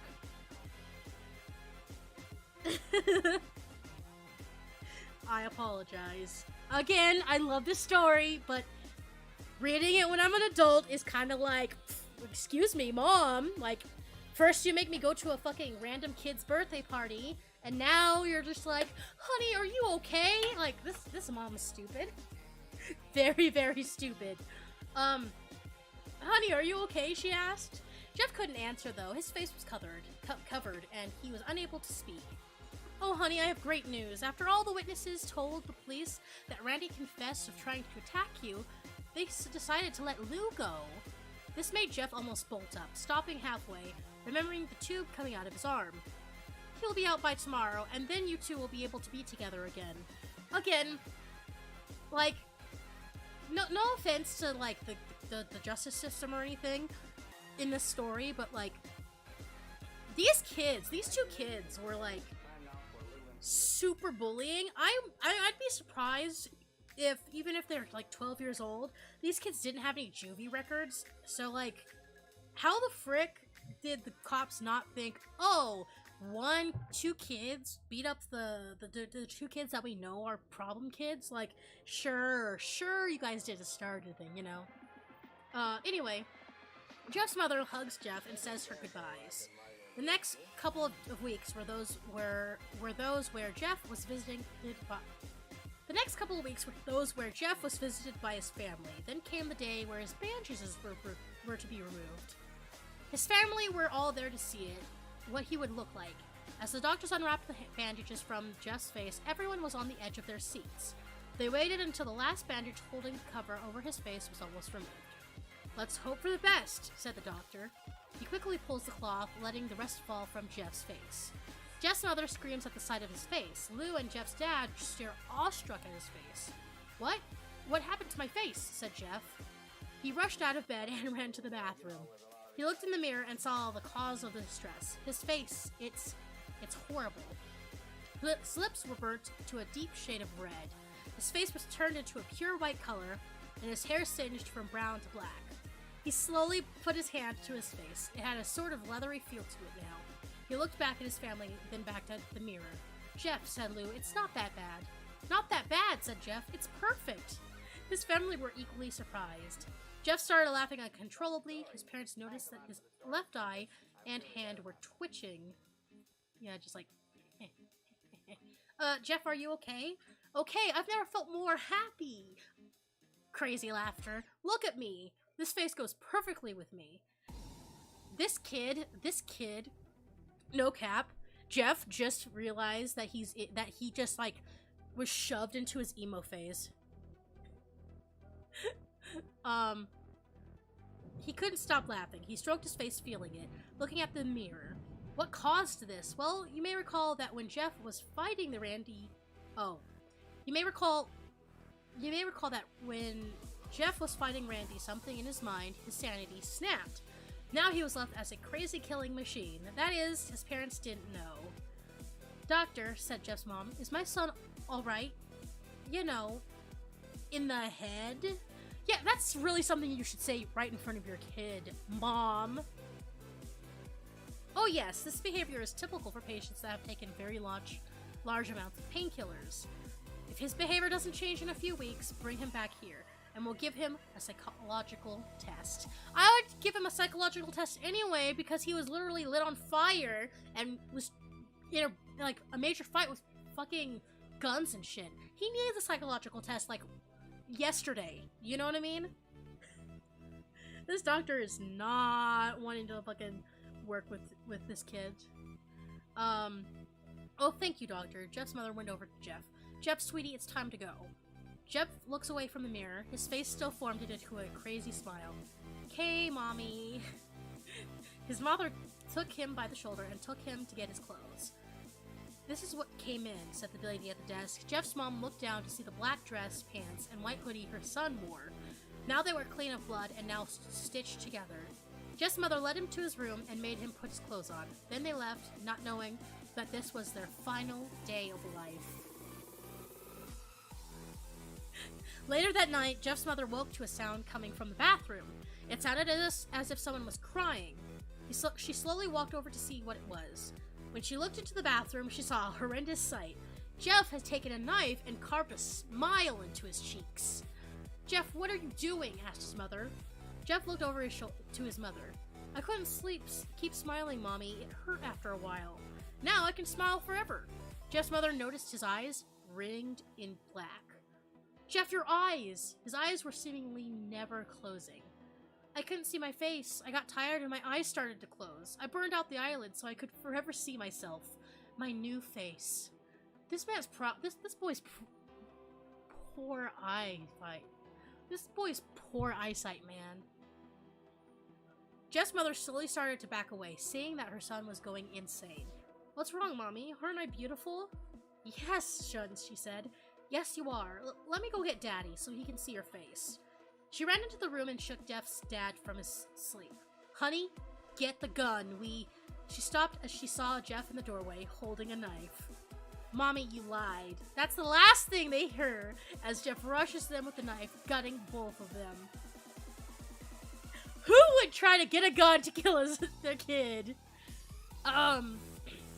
His brother Lou woke up, startled by some noise. He didn't hear anything else, so he just shut his eyes and tried to go back to sleep. As he was on the border of slumber, he got the strangest feeling that someone was watching him. He looked up before Jeff's hand covered his mouth. He slowly raised the knife, ready to plunge it into Lou. Lou thrashed here and there, trying to escape Jeff's grip. Shh, Jeff said, just go to sleep.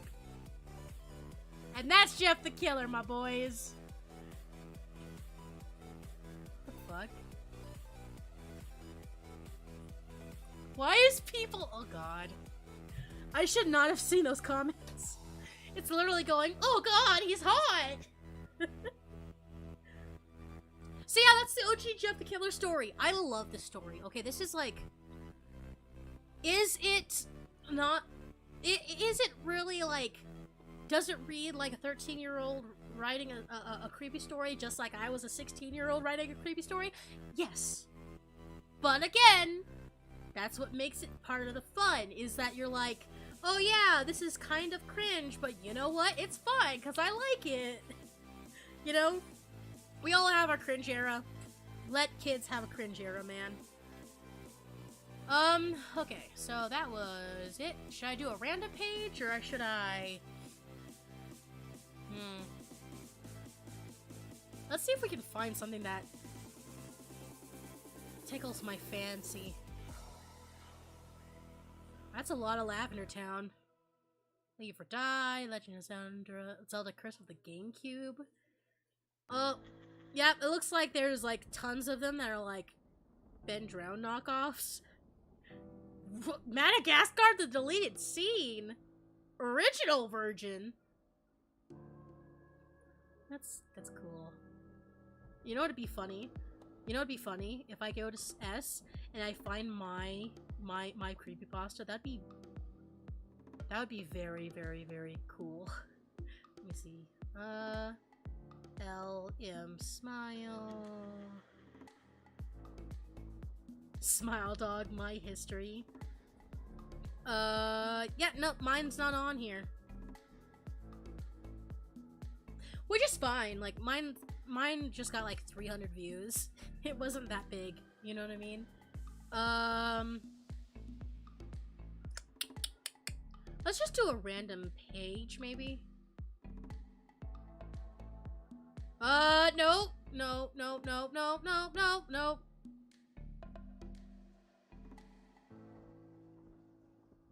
Okay, I guess we're gonna do this one. The Christmas incident. Alright, when I went to my cousins the first thing I saw was my cousin whipping his pet goblin with a whip, which I don't even know how the frick he got while yelling at the top of his lungs. It's the silly Santa trials! And we tried to stop him, but he got pissed and tried to attack, and his mother was taking a nap on the couch, and we screamed for her to wake up, and she did, and was completely appalled by what happened and tried to stop her, bee of a son, but then that thing went beast mode and acted like a rabid dog and grabbed the goblin, which was half dead, and threw it at the wall and ran away to his room and locked the door. We then rushed the goblin to the hospital. It survived, but had permanent scars. And we had to spend over 5 hours, I think, probably longer, at the pet hospital for the goblin. Then we finally got back. We broke down the kid's door and found the window wide open with a note on the bed that basically said that we forced him to attack the goblin, and he's running away. Because the mom was asleep, she did not witness the whole thing and blamed us. We flipped her off and went home.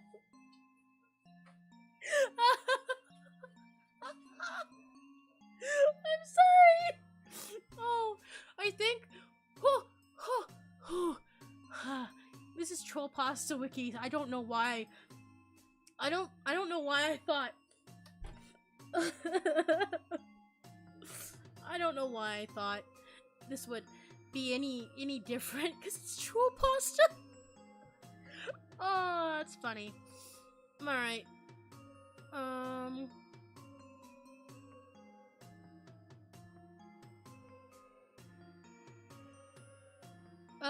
Oops, I should go back to that so I can go to the,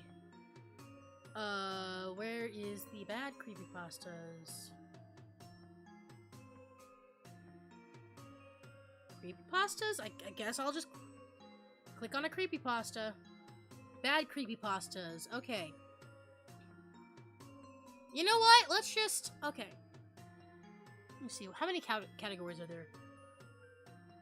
4, 5, 6, 7, 8, 2, 3, 4, 5, 6, 7, 8, 9, 10, 11, 12, 13, 14, 15, 16, 17, 18, 19, 20, 23, 24, 25, 26, 27, 28. Okay. Hey Google, give me a number between 1 and 28.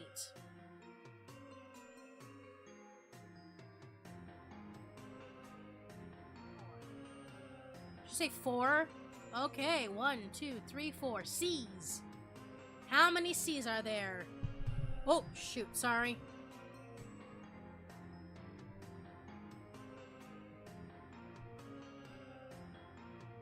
Caillou. There's Caillou creepypastas. Call of Duty 6.666 Reich. A lot of these are. A lot of these are.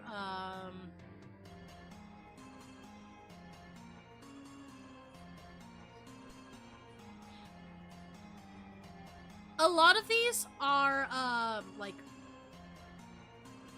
lost episode creepypastas. Or also,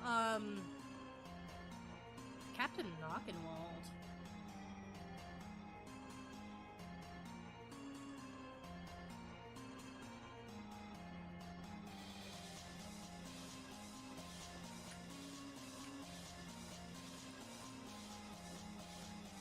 Okay, let's do Captain Knockenwald.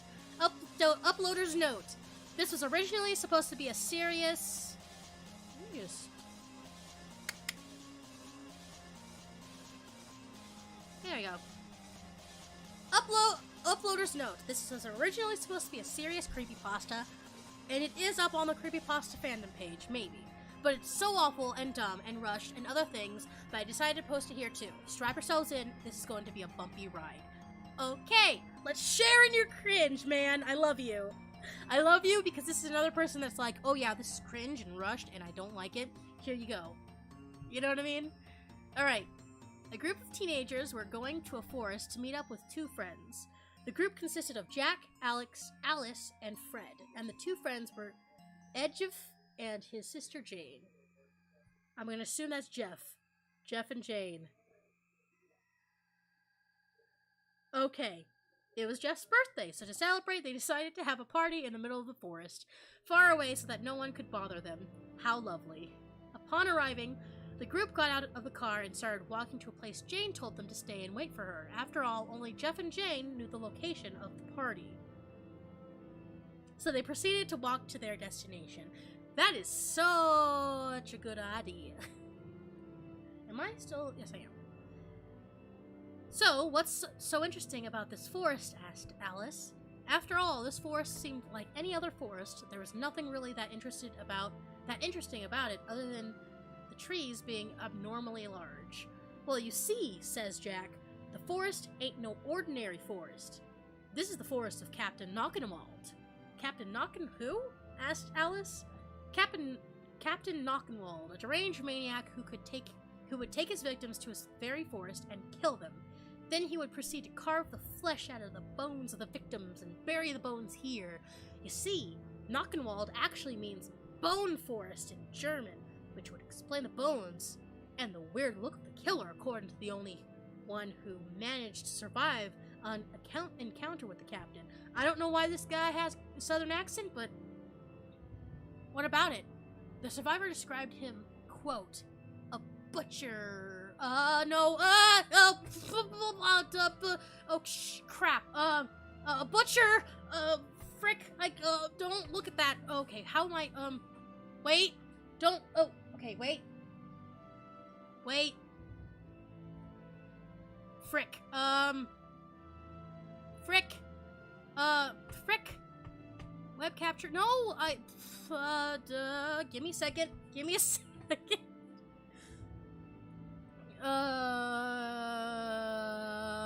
Frick. Let's just say a butcher German in the 1930s with butcher gloves and a long apron and a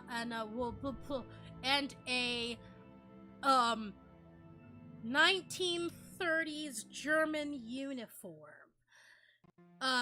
She also said that she managed to escape because she stabbed the killer in the neck with a piece of bone buried in the dirt. But when the police arrived, they found the bones, but no killer.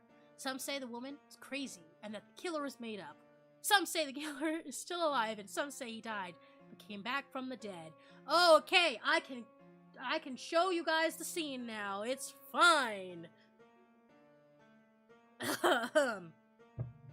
I'm gonna have to censor that if I can. I might have to, that's not good. Okay. Mate, that sounds like a bunch of bullocks to me. Says Alex. That Captain Knockenwald lad is sounding a lot more like Knockenwanker. I really don't see a reason to be afraid. Either this boy, is dead, or he was never real to begin with. I love this story. This is a good story, man. Yeah, whatever. Are we there yet? Asked Fred impatiently. Almost, claimed Jack, and here we are. Now let's just call Jane. And so they did. Yeah?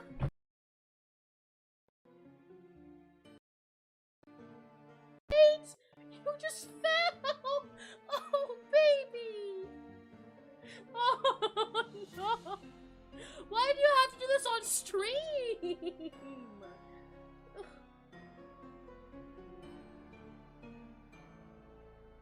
I'm so sorry! My desk, the way my desk is set up, it has like a ledge and a little shelf on top. And the cats like to sit up there, and he just fell right on my setup. Oh, poor baby. Oh.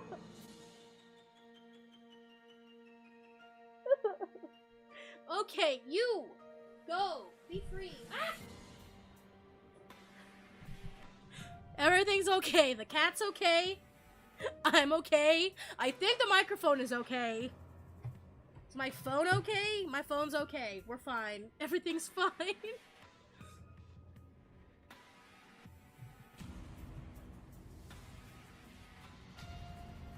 Okay. Yeah? Jane, it's us. Oh, right. Just a minute, Jeff. In the distance? What? I'll go get you guys. I'll go get the guys. Behave yourself. Yeah. Frick you very much. I'm not a kid. The Jack. Sorry, guys. He's been drinking lately? Wait, he's been drinking already. To Jeff. Hey, leave some for the rest. Oh, pee the F off. Gosh darn it. I'm coming, guys. Okay? Okay? Jeff was not the most likable person in the group, but they put up with him. That was just Jeff's way to be. Besides, while not sounding like it, Jeff was a good friend. Jane arrives at the spot where the guys are waiting. Hey guys, what's up? Hey Jane, says Jack. Everyone else says their hellos. Right this way, Jane pointed. I better call Jeff to see how he's doing. Calls Jeff. Hey Jeff. Jeff? Hoy, I'm doing pretty goodly and finest, thank you very much. Please bring me the bitches. I love this one! I mean, okay. Is it kind of bad? Yes. But it's like... It's so bad it's good. What? Jeff, are you okay? I'm a high cut right now. Jeff, gosh darn it. Look, Jeff. Ah, frick. You've probably passed out. Alright, let's go. When they arrived, Jeff was nowhere to be seen. However, his phone was just on the ground. That's strange. Even when drunk, Jeff would never leave his phone behind. Do you think he wandered off? Asked Alice. Maybe. We should go look for him, says Fred. They looked and looked and looked, but nothing. Until Fred, while looking for Jeff, found something odd. The ground, it seemed like someone had buried something there, so he went to look. Guys, can you come here? Said Fred, shaking. What they found is probably what you think it is. Bones. Not only that, but still wet, with the flesh carved off. That was magical. I love this. This is my favorite creepypasta now. Oh, I love Captain Knockenwald. Who made this? Who made this? Captain Knockenwald? 1 second.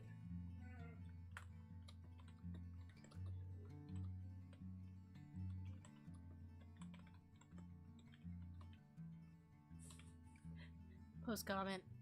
Do I have to make it an account? It's fine. It's fine. I'll be anonymous. That was great. I like that one. How long? I've been going for an hour and 50 minutes. I didn't even know I've been going for fucking almost 2 hours. God damn. Okay, I'm gonna take a break. I need a break. I need to go eat my chicken sandwich that I got. I need to get some water. I need to go, you know, I just need to walk around. So I'm gonna take a 10-minute break. This isn't creepy music. This isn't creepy music either. This is supposed to be Halloween mix. Why is there non-Halloween mixes? Now you're ready to help people customize. No, ad! Fuck you. Ugh.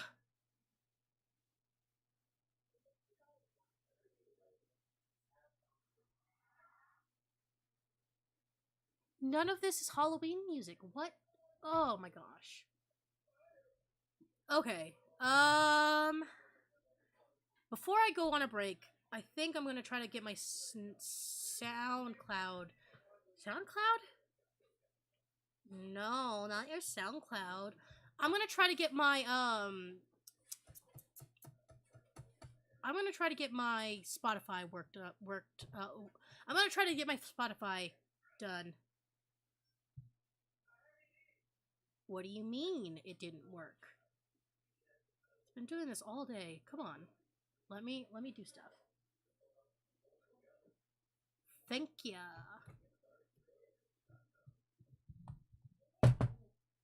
Alright.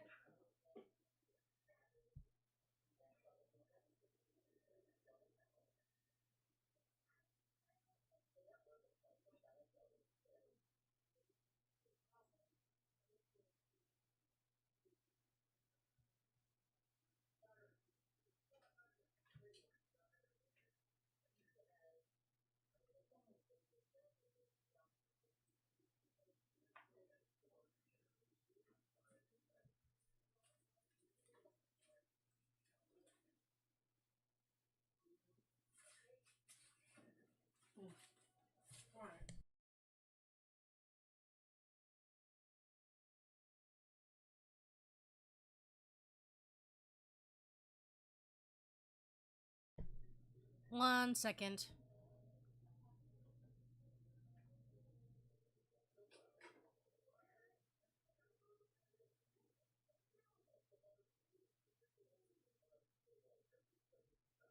Do that.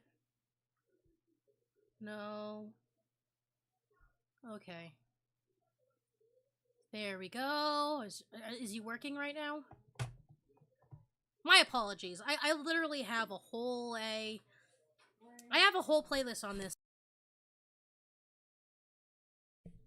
I have a whole playlist here, and it just Spotify has not worked for me for some reason. There I go. Oh, it's working now. Great. Let me see. Where's my Halloween mix? There we go. Now this will probably have some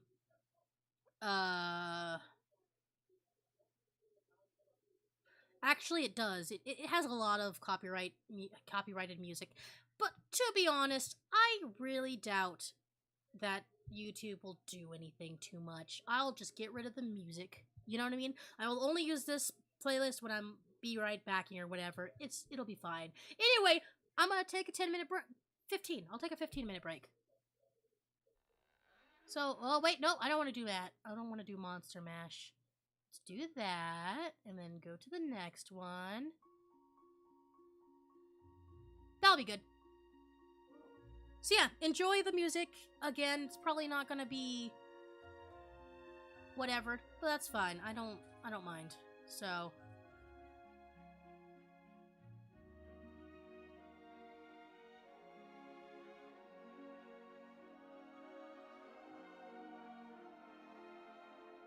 alright. Anyway, I shall be back in 15 minutes. See you then.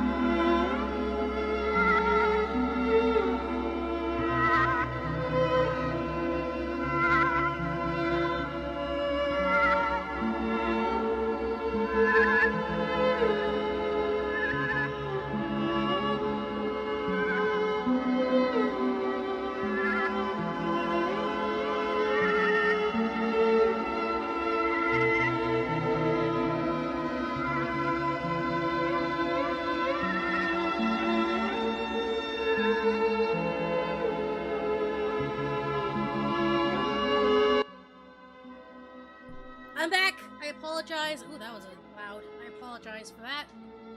I'm back. Sorry for the wait.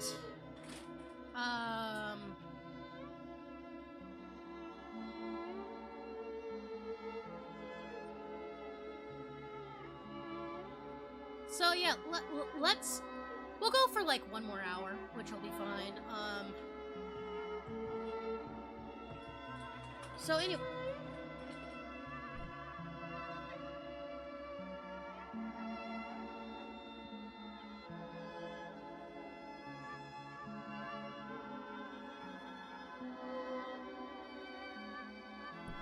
Anywho, so yeah, we will read a couple more.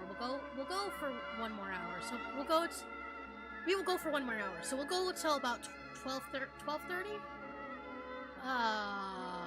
12:30. Why not?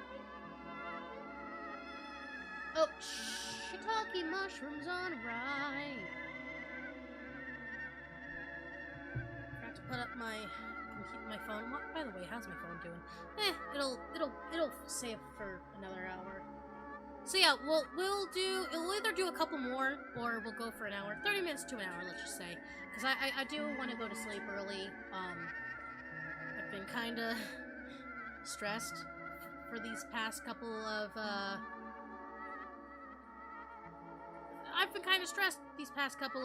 days because I haven't been getting a lot of sleep. Between my work and everything, but that's fine. Anyway, let's go. Alright, so let's go back and we will do what I just did, and we will pick a number between 1 and 28, I guess. 28? Yeah. Hey Google, pick a number between 1 and 28.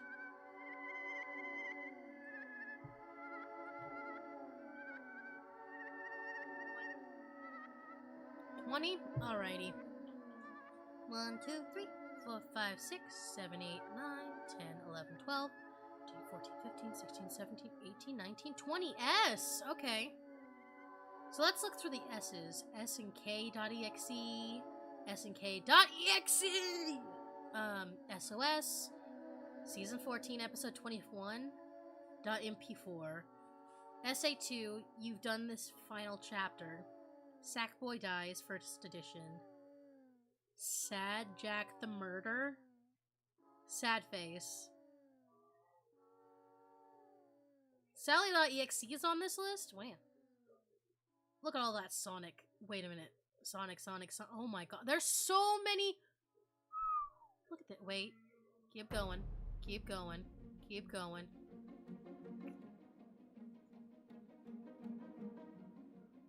Look how many Sonic. Shadow the Hedgehog. Damn.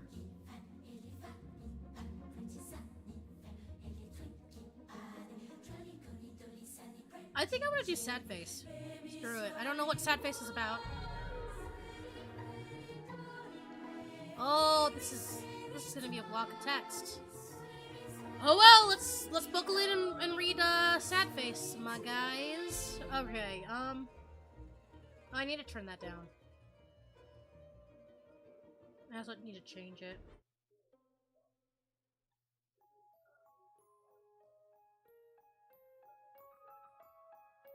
There we go. What? No way, said James. For real, I saw him. James sighed. Okay, Alice, I believe... I've seen Alice twice now. That's interesting. Okay, Alice, I believe you. James said sarcastically. Screw you, I did. I saw him. Alice stormed out the room, slamming the door. The loud bang as Alice stormed down the stairs startled her mother. What's wrong, dear? That prick up there that I call my brother, as the phone buzzed inside Alice's pocket. Hello? Hey Alice, it's Jay. Me, Jax, and Amy are going to the abandoned school of the so-called Sad Face, and we wondered if you want to come.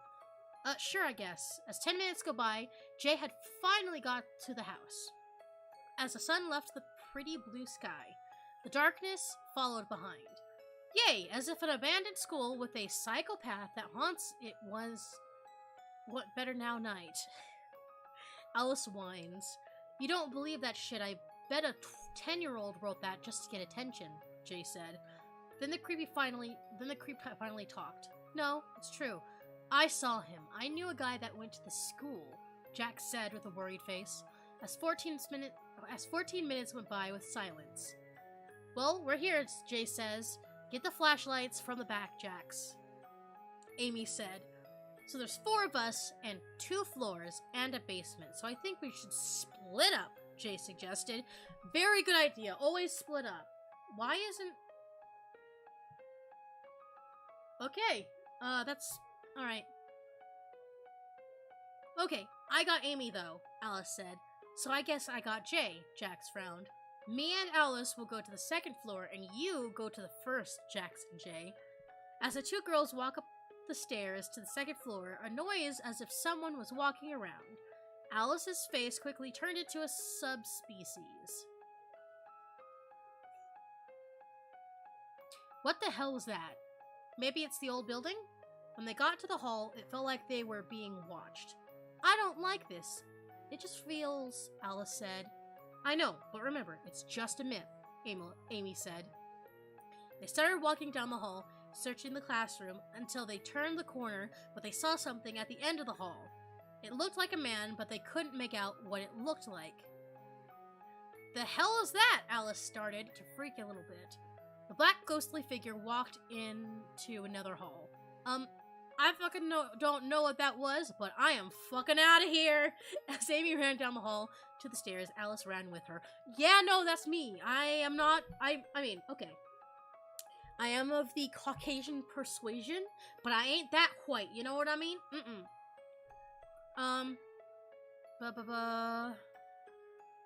They started to hear footsteps coming down the hall. They ran down the stairs. Jax, Jay. Here, as Amy ran down, wait, no. There's someone here, Amy yelled. What, no one is here? What? No one's here. You're saying that to scare us, Jay said. I'm not kidding, please believe me. Just stick with us. We are heading to the basement to check it out. So smart.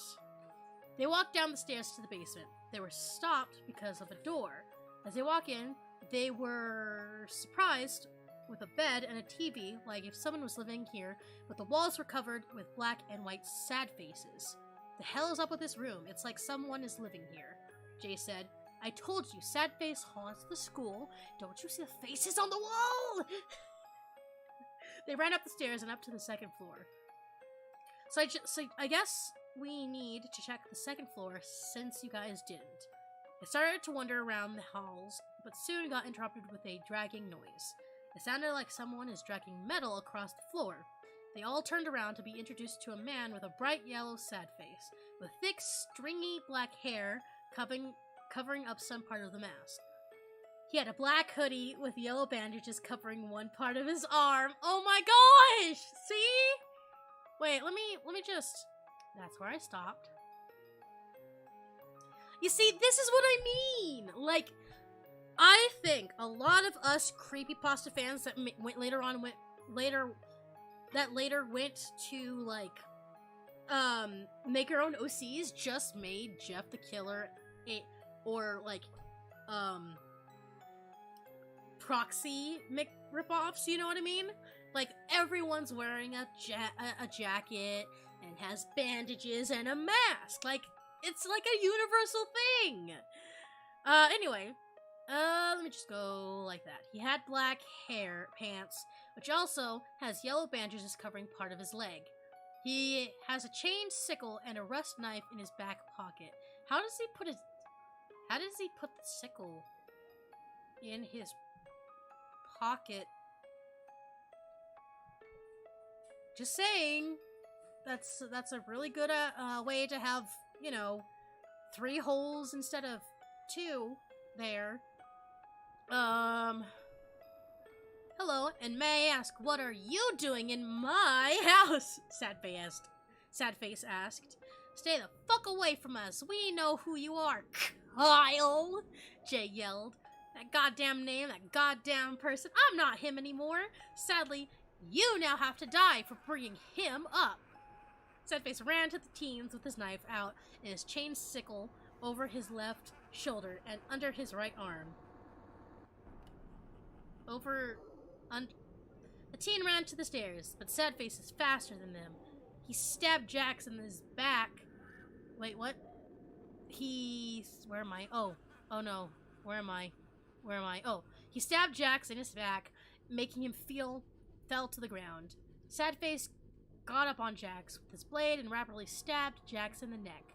Bloody splatters everywhere, all over the lockers. Now the dirty brown walls were covered in red.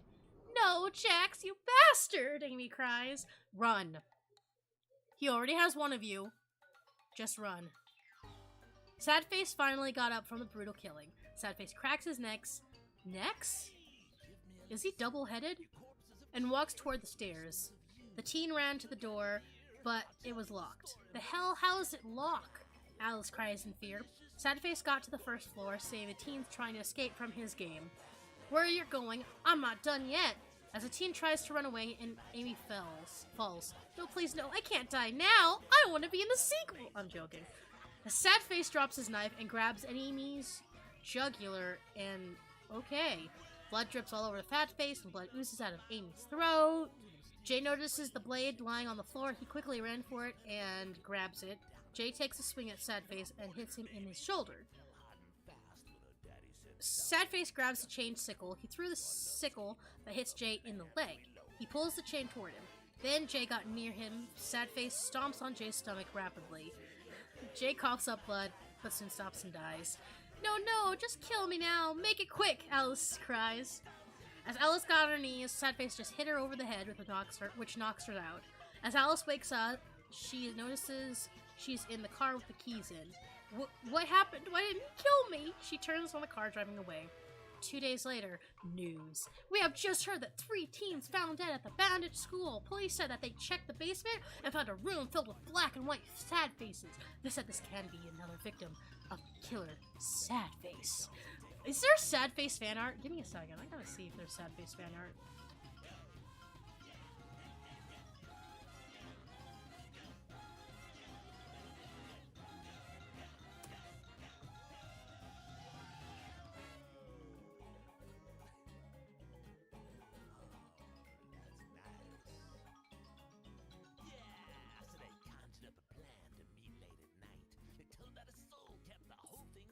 Not really, but it's funny. Oh my god.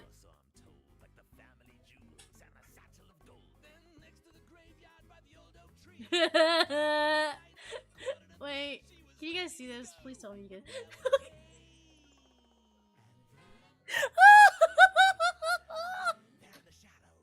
It's okay. He's so sad. He's so sad. Okay. No, there's no.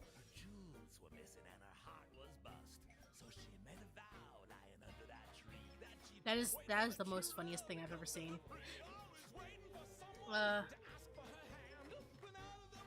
Alrighty, next one. Hey Google, give me a number between 1 and 28.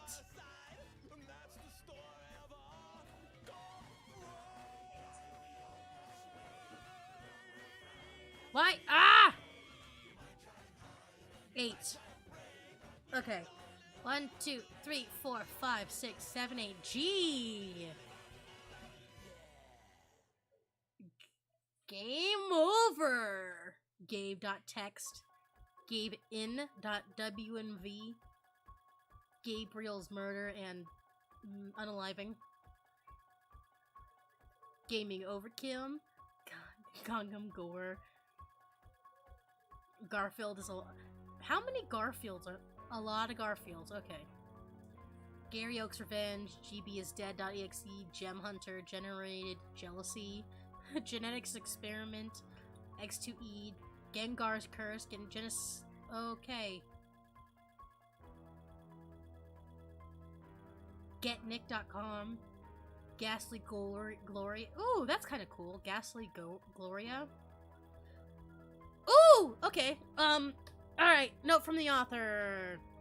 Pasta I made in like 2018. I genuinely thought this was good when I wrote it. I've edited this story just to get rid of my dead name. The rest of this story is actually a genuine piece I wrote in 2018, like I actually thought this was good. I might try to do a remake later on if I feel motivated enough. Either way, enjoy my edgy 5th grade crappy pasta. Also, TW sewer slide near the end. Alright, thank you! See, like, I like when they do this because, like, it's such a universal thing of, yeah, like, we're, like, in 5th, 6th, 7th grade. In my case, I was in, like, high school, but again, I had the mentality, when I was in high school, I had the mentality of a, like a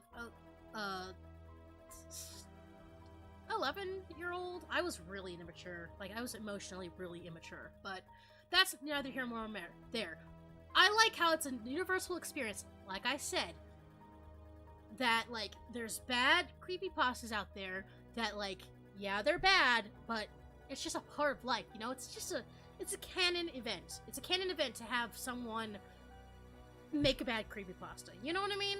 Like, anyway, I wake up to the same white ceiling that I had been waking up to that roof's... Wait, I wake up to the same white ceiling that I had been waking up to that roof since I was just born. Although if you are that kind of person who would go all, today is a new day, time to get up, I would get sad when I wake up. Why? Because I had to say goodbye to my best friend, and I had nobody living with me except for my parents. I had a girl who looked about 16, just 1 year younger than me, but she wasn't in my awake moments. She was in my dreams. When I had first met her, I was around 10. I was in a big fluffy king-size bed with a bunch of soft pillows. I was wearing all white, such as jeans and a t-shirt, and she was sitting on the edge of my bed. She was just 9, and she wore a red velvet dress and small braced black shoes. Her hair was long and had the color of a chocolate brown. "Hello, my name is Gloria," she said to me. She was facing me, playing with her hair. "I'm Eric. Where am I?" I asked her. My voice was shaky, but I felt a giant warm gust of wind hug me. It was comforting and pleasant. "You're in a dream world, but do not be scared. Everything is safe here," she said to me. Drinks water. She started carving a smile into her small, pale face. She looked very friendly, but she also looked very shy.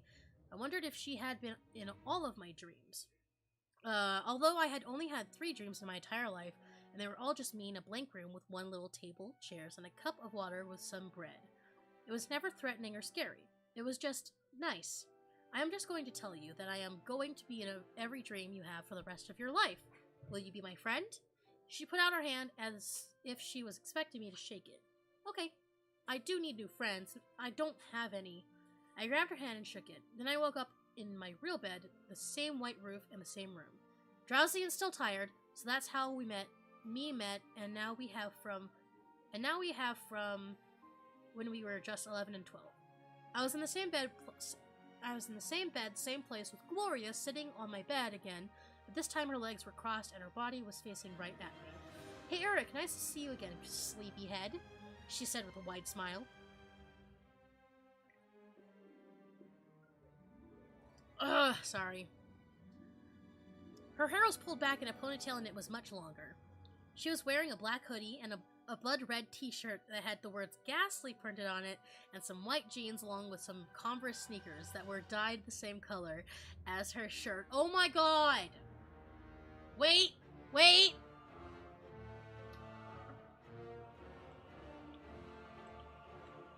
Wait.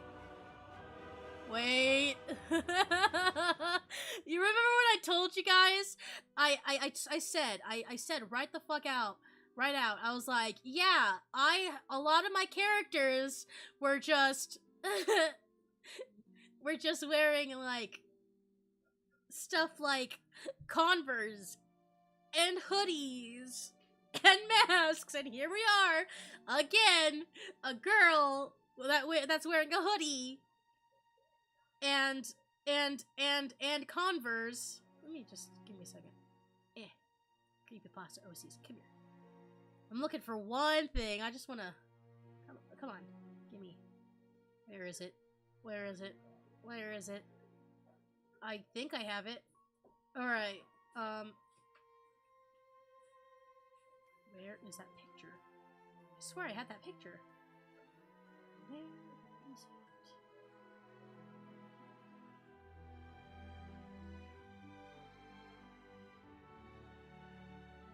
Give me a second. I gotta find this picture. I'm sorry. I know I'm just like stopping wherever the fuck, and I'm going. Oh wait, I remember this. Haha.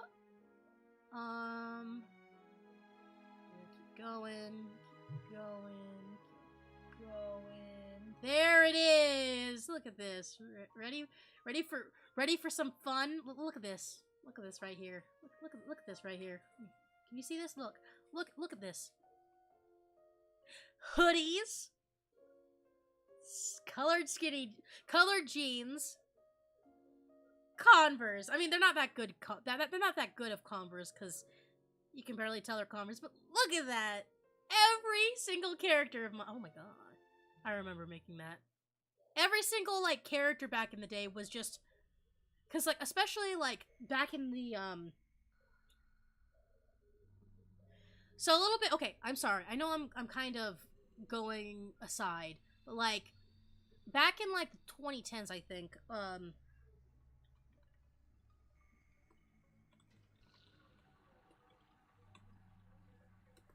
Back in like the early 2010s, right?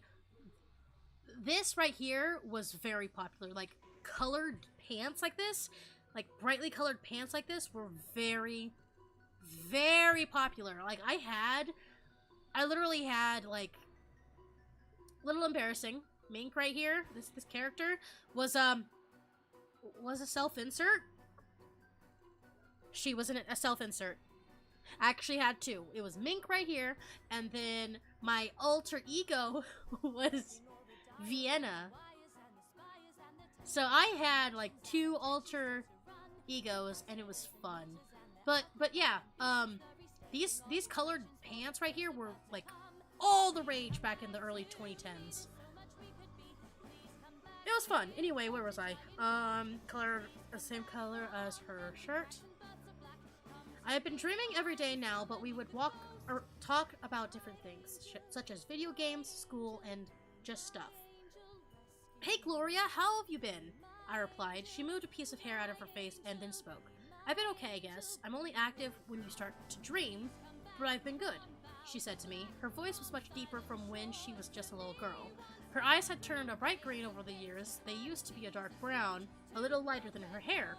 We chatted for about 5 hours until I had started to wake up. Sorry, Gloria, I have to go. I'm starting to wake up, I said, frowning. It's okay, Eric. I'll see you in your next dream, she said before the bright white light shined between us and I woke up in my bed with the same roof and room. Now we come to when we were just getting into our teens, just around 15 and 14. I would wake up in the same bed, same clothes, same mumbo jumbo. Hey Eric, nice to see you again, she said with another big smile on her face. This time she was wearing a red long-sleeve tartan shirt that was tucked into a black skirt, followed by some black high tops and long white socks. See what I mean? Like, I think it was just like the emo. It was just like, I think it was just like the goth outfit. It's just, you know, a t-shirt, frick.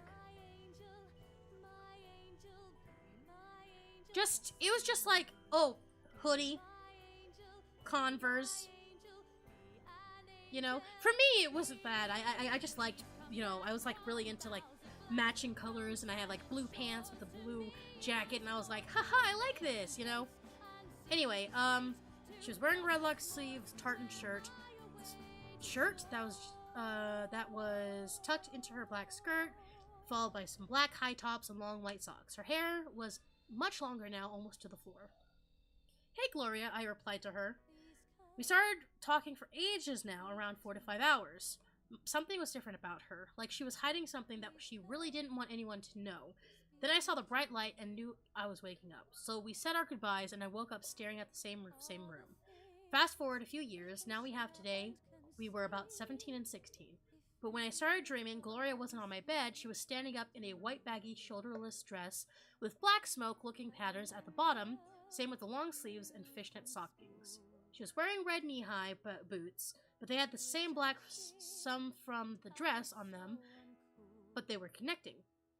And this part was the part that scared me the most. Her dress, until the waist, was covered in blood, and she was a foggy, misty sort of thing under her. It was a black and red. It matched her boots. Gloria, she said nothing. She said, Gloria, she said nothing. Her fringe was dyed orange, and she started floating. She finally looked up at me. There was a long smile carved into her cheeks, and it was oozing black blood. The same blood came from her eyes. Hello, Eric. Why do you look so scared? You're afraid of me, aren't you? Ugh, she said, dangling her head onto her shoulder. I couldn't do anything. I was helpless. I knew I was about to die. I just shut my eyes and furrowed my eyebrows. She gave me a kiss on the forehead before plunging a knife into my heart. I woke up in to see not my room, but the living room ceiling. I saw a figure standing over me. It was Gloria. She looked the same as from when I was dreaming. I ran into the kitchen and got a chair. Then went to the garage and found that old rope. Okay. Okay. Whoop. Alrighty. Breaking news. 17-year-old boy. Okay. Yeah. I'm gonna skip that part.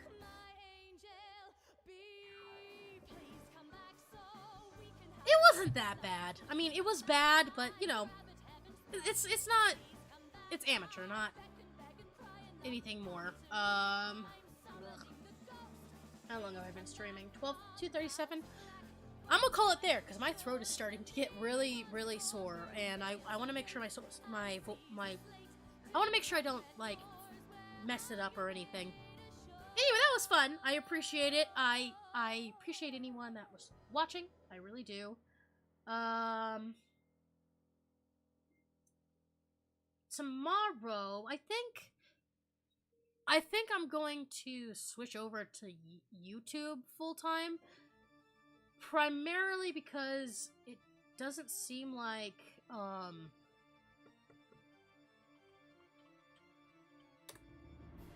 it would just be easier to edit everything and stuff. So, yeah, I think I'm gonna be switching over, maybe. I'll think it over. Anyway, either I'll be over here or I'll be on my Twitch channel, Twitch account. That is gonna be Dela Livi. Just like my thing. It'll actually be in the description. So anyway, tomorrow, I'm gonna make sure that we do this because yesterday I had to switch out Lies of P for an RPG Maker thing, which again I do also have to I have to upload the stream from there. Anyway, tomorrow we're going to be playing a game called The Suffering. It is an older game. It's from, I think it's like a PS2, PS1 game?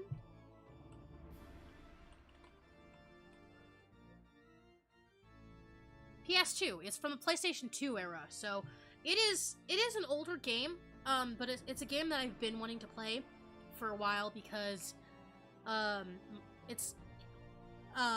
said this on the Twitch stream, but it is the first game that I ever watched my father play, and it is a really creepy game, and it is just, I don't know, it's gonna be a lot of nostalgia for me. I don't remember a lot of it, because, like, it came out in 2000, when did The Suffering come out?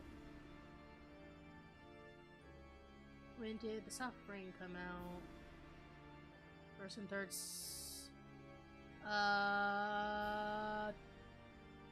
no, yes. 2004? I'm sorry?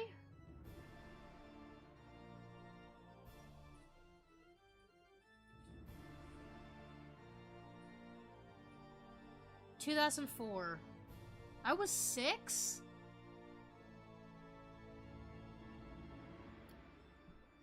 Wait a minute, I gotta double check this.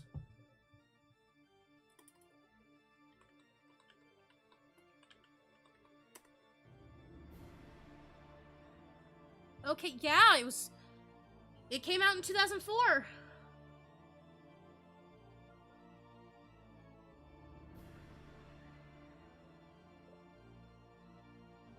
That was almost 20 years ago.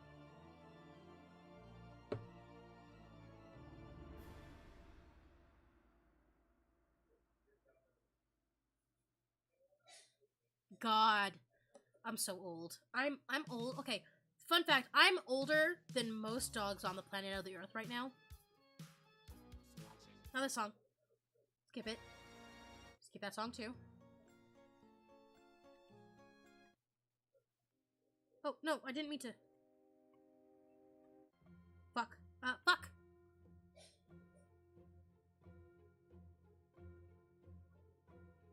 What song is this? Not this one either. Not this one either. Not this one either. That'll work. Anyway, but yeah, it is an older game. Actually, let me just 1 second. Let me just show you. Because I kind of want to talk about this. It is a game that I'm really into. Well, really into wanting to play. Let's go to no favorites. Thank you. Search. Dog, please.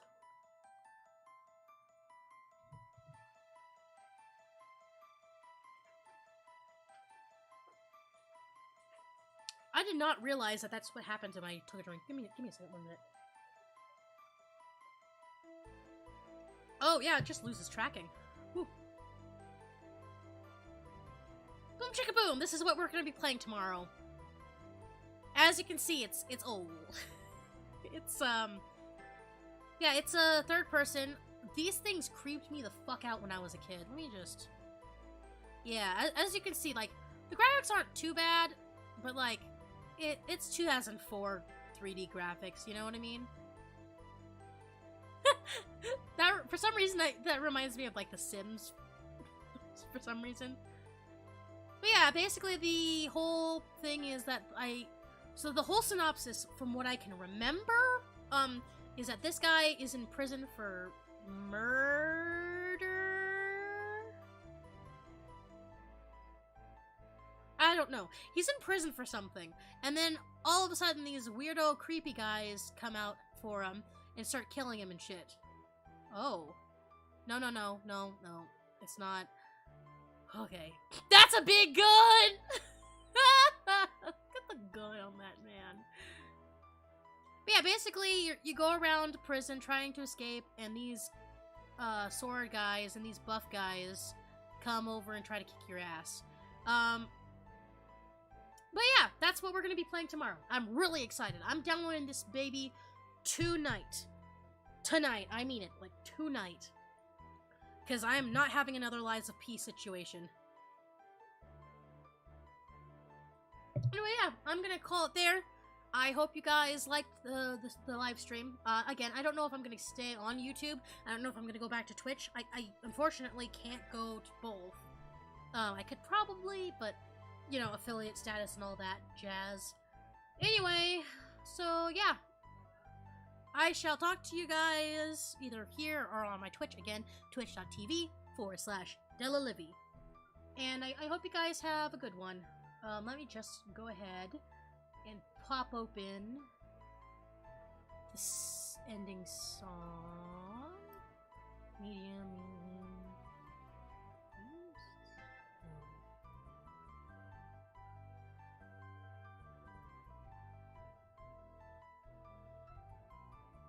Here we go. Is raiding a thing on YouTube? Are you able to raid? I doubt it. Add stream marker. Create highlight video. Yeah, you're not really able to raid or anything. That's fine. I don't care.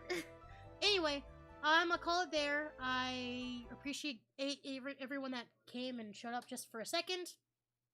And I hope you guys have a good night. Have a good one.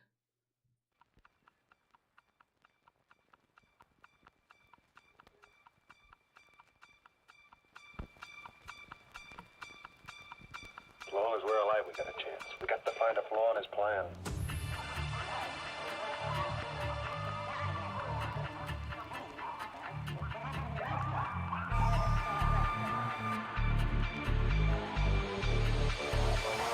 Oh, not a chance, fella. Not a chance.